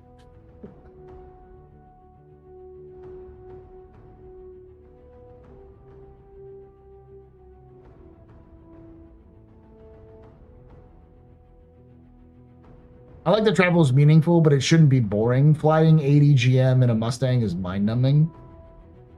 But, I mean, that's more of a, why are you flying 80 GM in a Mustang?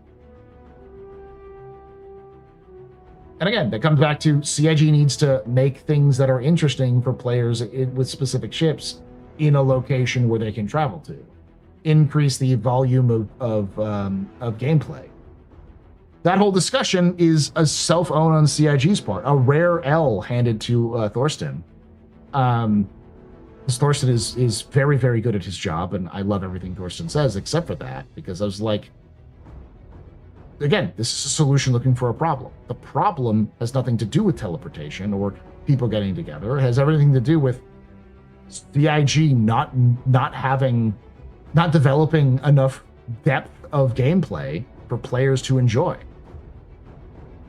Like, oh, well, we want players to be able to hop on with their friends and play for like an hour. Okay. Then make a gameplay that takes less than an hour to complete regularly. Like, all of your events are an hour plus long and require extensive preparation. You can't make a game about planning and travel and then go, boy, maybe we should make it easier for people to plan and travel. It's like, then you don't have a game about planning and travel.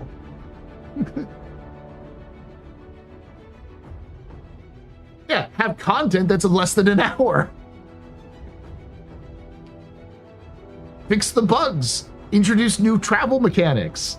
Like, that's why I say it's a self-own, because it's CIG being like, we don't have a solution to the problem we created. So the solution we have is to break more things in our own game to make things to make it more easy to be abused, to solve a problem that doesn't exist.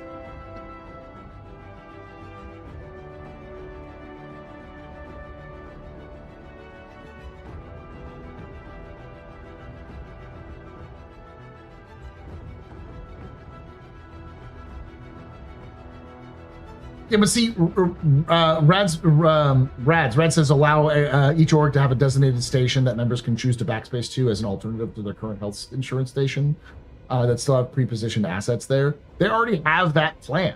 The plan that you have multiple locations you can return to when you die, but they want to remove backspacing. But you could do that now. You could go to a location, set it as your spawn point, and when orgs like, let's meet at the station, you could backspace. One of the weirdest things I saw people talk about is like, takes us an hour to get together as an org, which is why I believe I need this for an org operation, which is why I believe we need this feature. And as an org leader with 30 to 40 people or 20 to 30 active members that meets together every week, my only problem with that is saying, so your problem is that you're shitty at planning. Because my officers plan operations every week, and they let the entire org know on Wednesday when the operation's going to happen and where it's going to happen. Everyone meet at this station at this time on this day.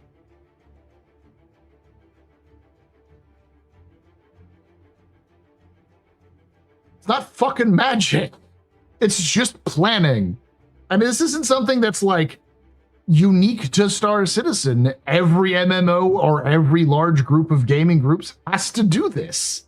It's a regular feature.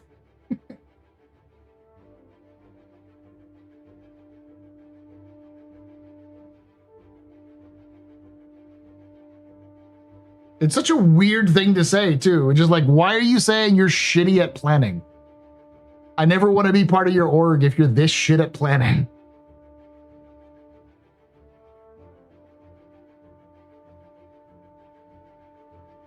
And like, there is a solution to that problem. If you're shitty at planning and you have no idea what to do with planning, CIG needs social tools so that orgs can post this shit in game, so people know in game what's to do, so they don't have to go to like Discord or something. Well, that's a problem that they can solve with their own things that they're already making.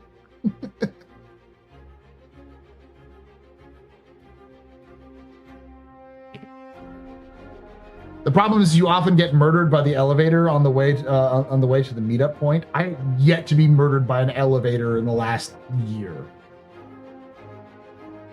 But the solution is to go to the location before it starts. And if you're getting murdered by elevators, the solution is to fix the elevators, not create teleportation technology.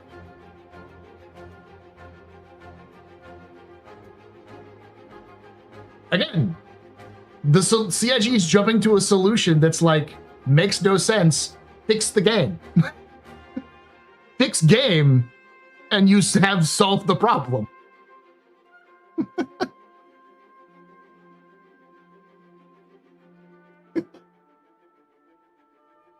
I just have way too much time on my hands and think about this shit too much. And it's like, it was the weird, when I heard that, I was like, death of a spaceman, agent smithing? What are you talking about? And then I like heard the whole context. And I'm like, Thurston, what the fuck are you talking about? How is this being proposed to Chris? This is dumb as fuck. Just solve your fucking game.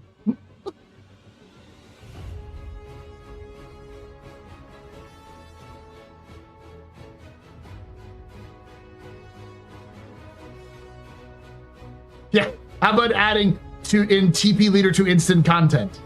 Yes, let's cut out everything. Teleport to ASD. Who needs flight?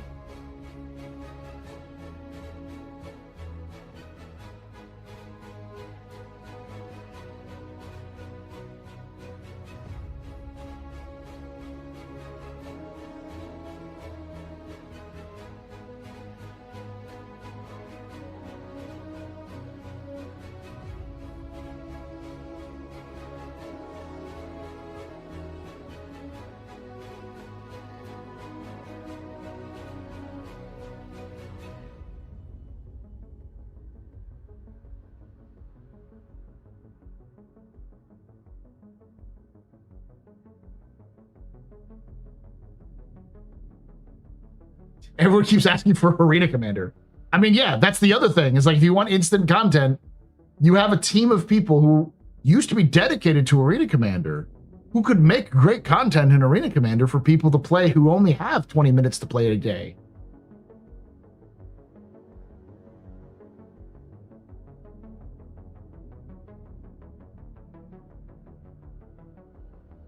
I teleport now home because my ship gets cold. Again, CIG just needs to focus on fixing the problem. The problem I had, someone's like, gives you a clue they can't fix the game, just apply a patch and it'll be fine. Apply a patch and it'll be fine. It's more that I think what CIG is doing is approaching all the problems with can we make the players happy now? My own thought is like why this is even brought up is somebody at CIG had a fucking bad experience. One of the managers tried to play the game live, had a bad experience meeting up with somebody else, talked to a bunch of their QA or other people in the company being like, is it hard to get together with people? And they're like, yeah, it is kind of hard because there's bugs that happen and it makes it harder to get to point A to point B. And so they jumped immediately to, how can I enjoy my game better? Oh, I'm just going to cut out all the bullshit that I've invented so I can just get to the location to play or test and hang out with my friends. Without thinking through like what that would do to the rest of the gameplay.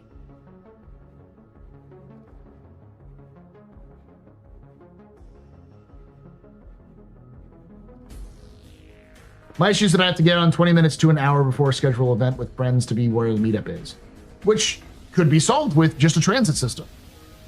if you don't have the time to do it, yeah, you can just create a transit system where you pay some money to carry your stuff with you, and you have a timer that takes 10, 20 minutes. So you can hop on, do that, fuck off and do whatever else you want to, come back 20 minutes later and you're at the location.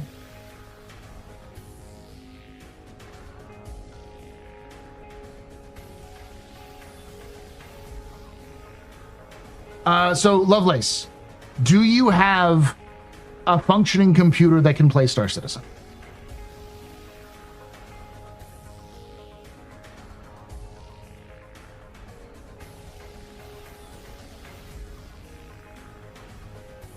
You say you have a high tier rig. Do you have an SSD? Do you have at least 16 gigabytes of RAM? And do you have a pretty decent card? Because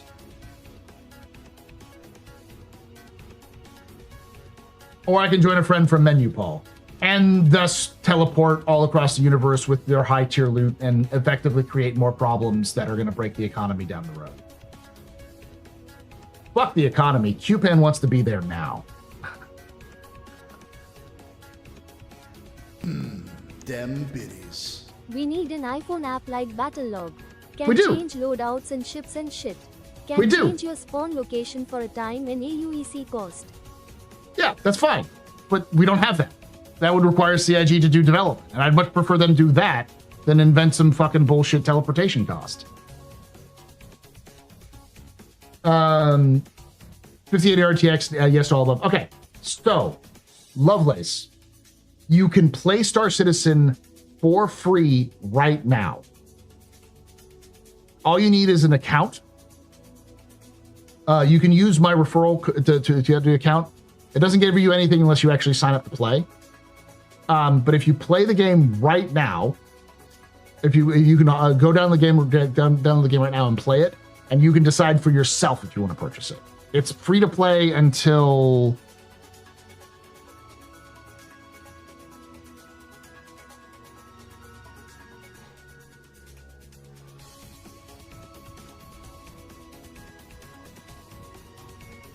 let me see.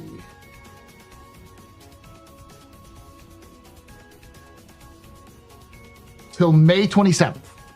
So you have 6 days to play it and decide for yourself. If you decide to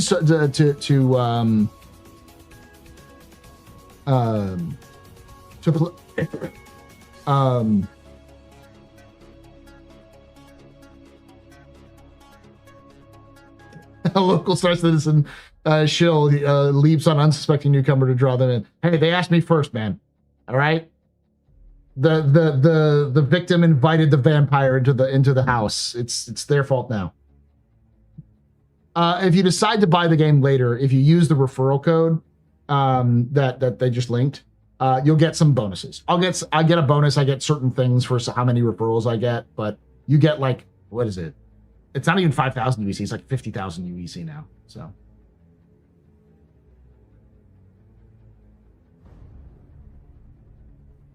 Like I said, yeah, 100%. No one should spend money if they don't have to.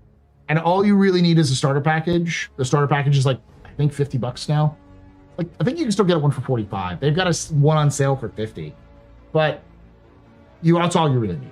You'll hear people saying, oh, you need to buy all of these other things. You just need a starter pack.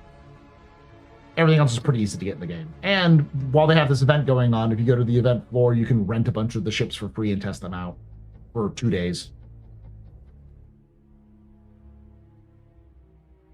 So, and I always suggest people, if you're on the fence about getting something into Star Citizen, play a free flight event. They do them pretty frequently. The last free flight event was March? April? I think it was April, and then one before that was like February. They do one every like 2 months these days. Though they're usually pretty short. This one's fairly long.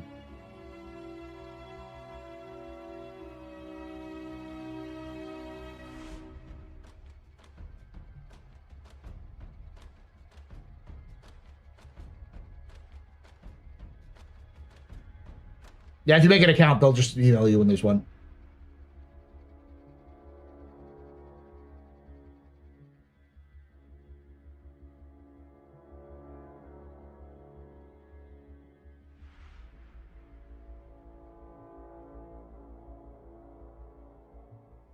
Stargen, the problem with a teleportation system or a spawn on location is that whatever they build will be temporary, because it will eventually cause so many problems with the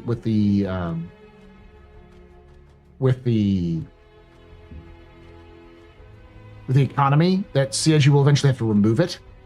And if CIG spends time and effort onto a system that they're just going to remove anyways, and also piss off people because people will get reliant on it to get to their locations if they need to, and when it's gone, people will get mad. And then the problem that I have right now with Star Citizen is that I fear that some players are playing the game because of what's available right now with no indication that the game is going to change in ways that will probably not make the current way of playing viable.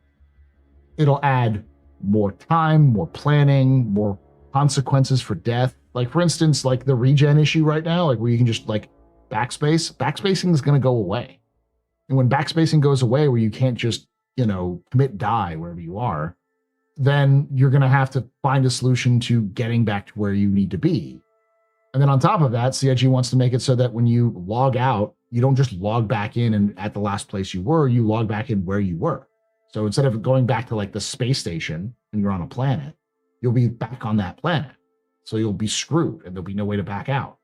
Those sorts of things are what CIG is planning, because they want your decisions to matter. They want you to have to plan things out and understand what you're doing rather than just kind of playing whatever you want. And that's not commiserate with the I can just teleport wherever the fuck I want to game. And if you do that, you add that in, people get used to it, and then once they take it away, people go, well, fuck this game. Now I have to do all these other things that I don't want to do. See what I mean?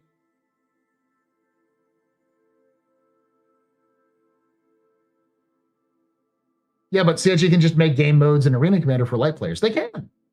I want them to. I feel like Arena Commander could be a fantastic game mode to accomplish a lot of things what people who don't have a lot of time to do, and especially to get better at the game if they don't have a lot of time. But CIG just doesn't, for whatever reason, have the time or energy to give the team that they hired to do Arena Commander.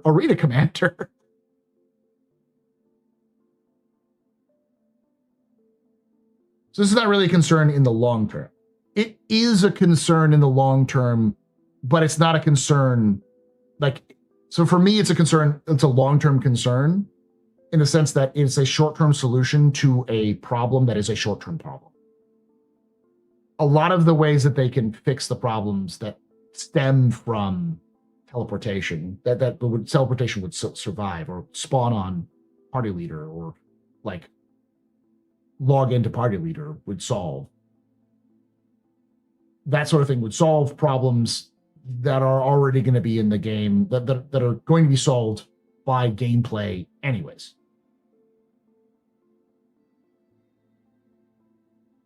That's the thing. They don't have the resources for that. Yeah.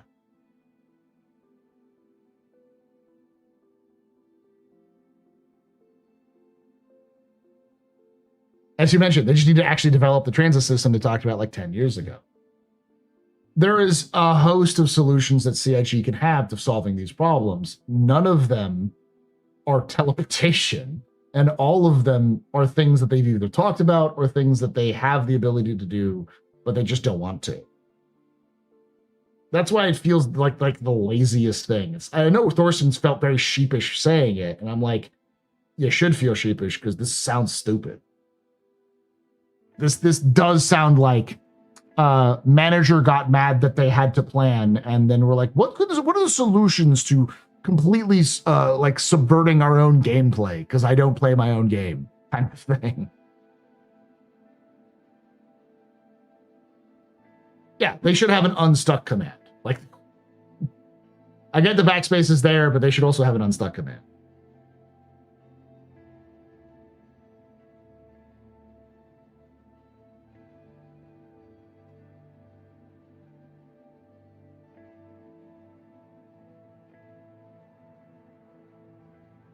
Bed logging was great. I never was never able to get the group bed logging to work, but bed logging was fantastic.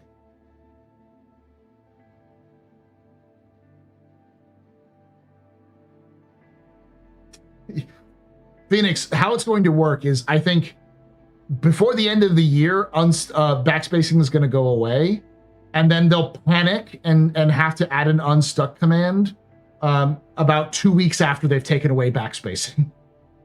Because they'll be like, we had no idea it would cause all these problems, despite everyone telling you it would cause all these problems and you not listening.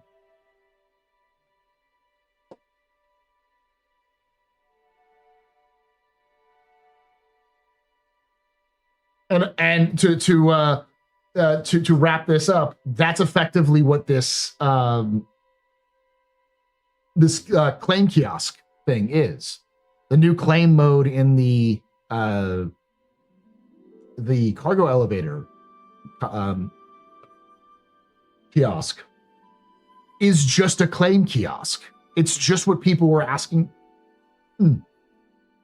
for like 4 or 5 years ago. And see, it's just like, no, you don't understand. We're going to come up with a whole different system. It's going to solve all the problems. We're going to wrap it into like the insurance system. And it's like, and then people got, well, where's my fucking paints? And they went, okay, here's a claim kiosk. And it's like, it was that simple? You could just have added a claim kiosk?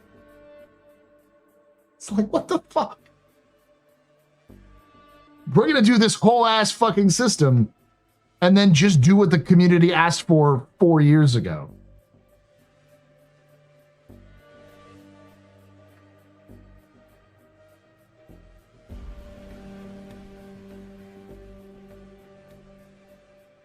This is one of the reasons why I'm a little skeptical about things like teleportation. Because I'm like, this is a solution to a problem that doesn't exist. I'm repeating myself at this point. After saying all of this, I will end with, despite this, I am looking forward to the rest of 4.8. I'm definitely looking forward to when this sale ends, because I feel like when this sale ends, we'll actually have some solutions, some problems that'll be fixed, and probably by 4.81 or 4.82, most of this stuff will settle down, and we'll be back to playing what we were used to. So, thank you for watching. I'm going to head out. It turned out to be longer than I thought. I thought it was going to be a little shorter, but we ended up talking. I was going to head out 30 minutes ago. Thank you for hanging out. Thank you for watching. If you did enjoy this, hit that follow button here on Twitch. We're actually over 20K followers on Twitch. I have been at 19K followers for like 3 years, and I finally was in striking distance. And not only are we above 20K followers, we're now at 20,234. So we blew past it in the last week. We've added like 300 new folks. So welcome everyone who is new. Check us on YouTube, youtube.com/theastropub live, where I stream this. Tomorrow I'm going to be doing another lore tour. We'll be on the floor to talk about the lore of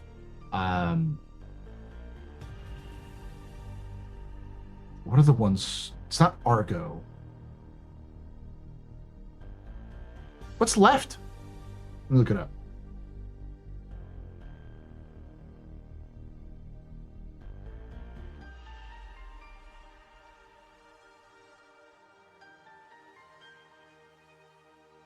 Crusader and Tumbril.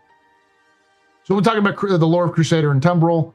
And then on Saturday, we have our captain's table. I only have one person for the captain's table right now. I'm going to reach out to see if I can't get another person to come in and join us to talk a little bit more about the newer ships that have come in, the Tiburon, the Starlight, and of course, DefenseCon as it's been evolving. Sunday, we may be doing a league event. I haven't checked with the team, so I think we are going to. I think it was the plan, but we'll see if things are still problematic. If not, then we'll definitely be doing a lore tour for Anvil. And then on Monday, I'll probably do some like regular streaming on Monday, just playing the game. But after the lore tour, we'll also do some regular gaming on Sunday as well. With the organization, if not just on my own. And Tuesday, so next Tuesday, I will take all of the lore tour like floor segments, cut them together into one video, and then release that on the Astro Historian, so anyone who missed that can catch all of the Astro Historian with a little bit of a bumper and an end to it. Yeah, I might even do another ship video. We'll see for the Astropub Live. Thank you for watching. Thank you for hanging out. And like I always say, hope to see you someday in the black.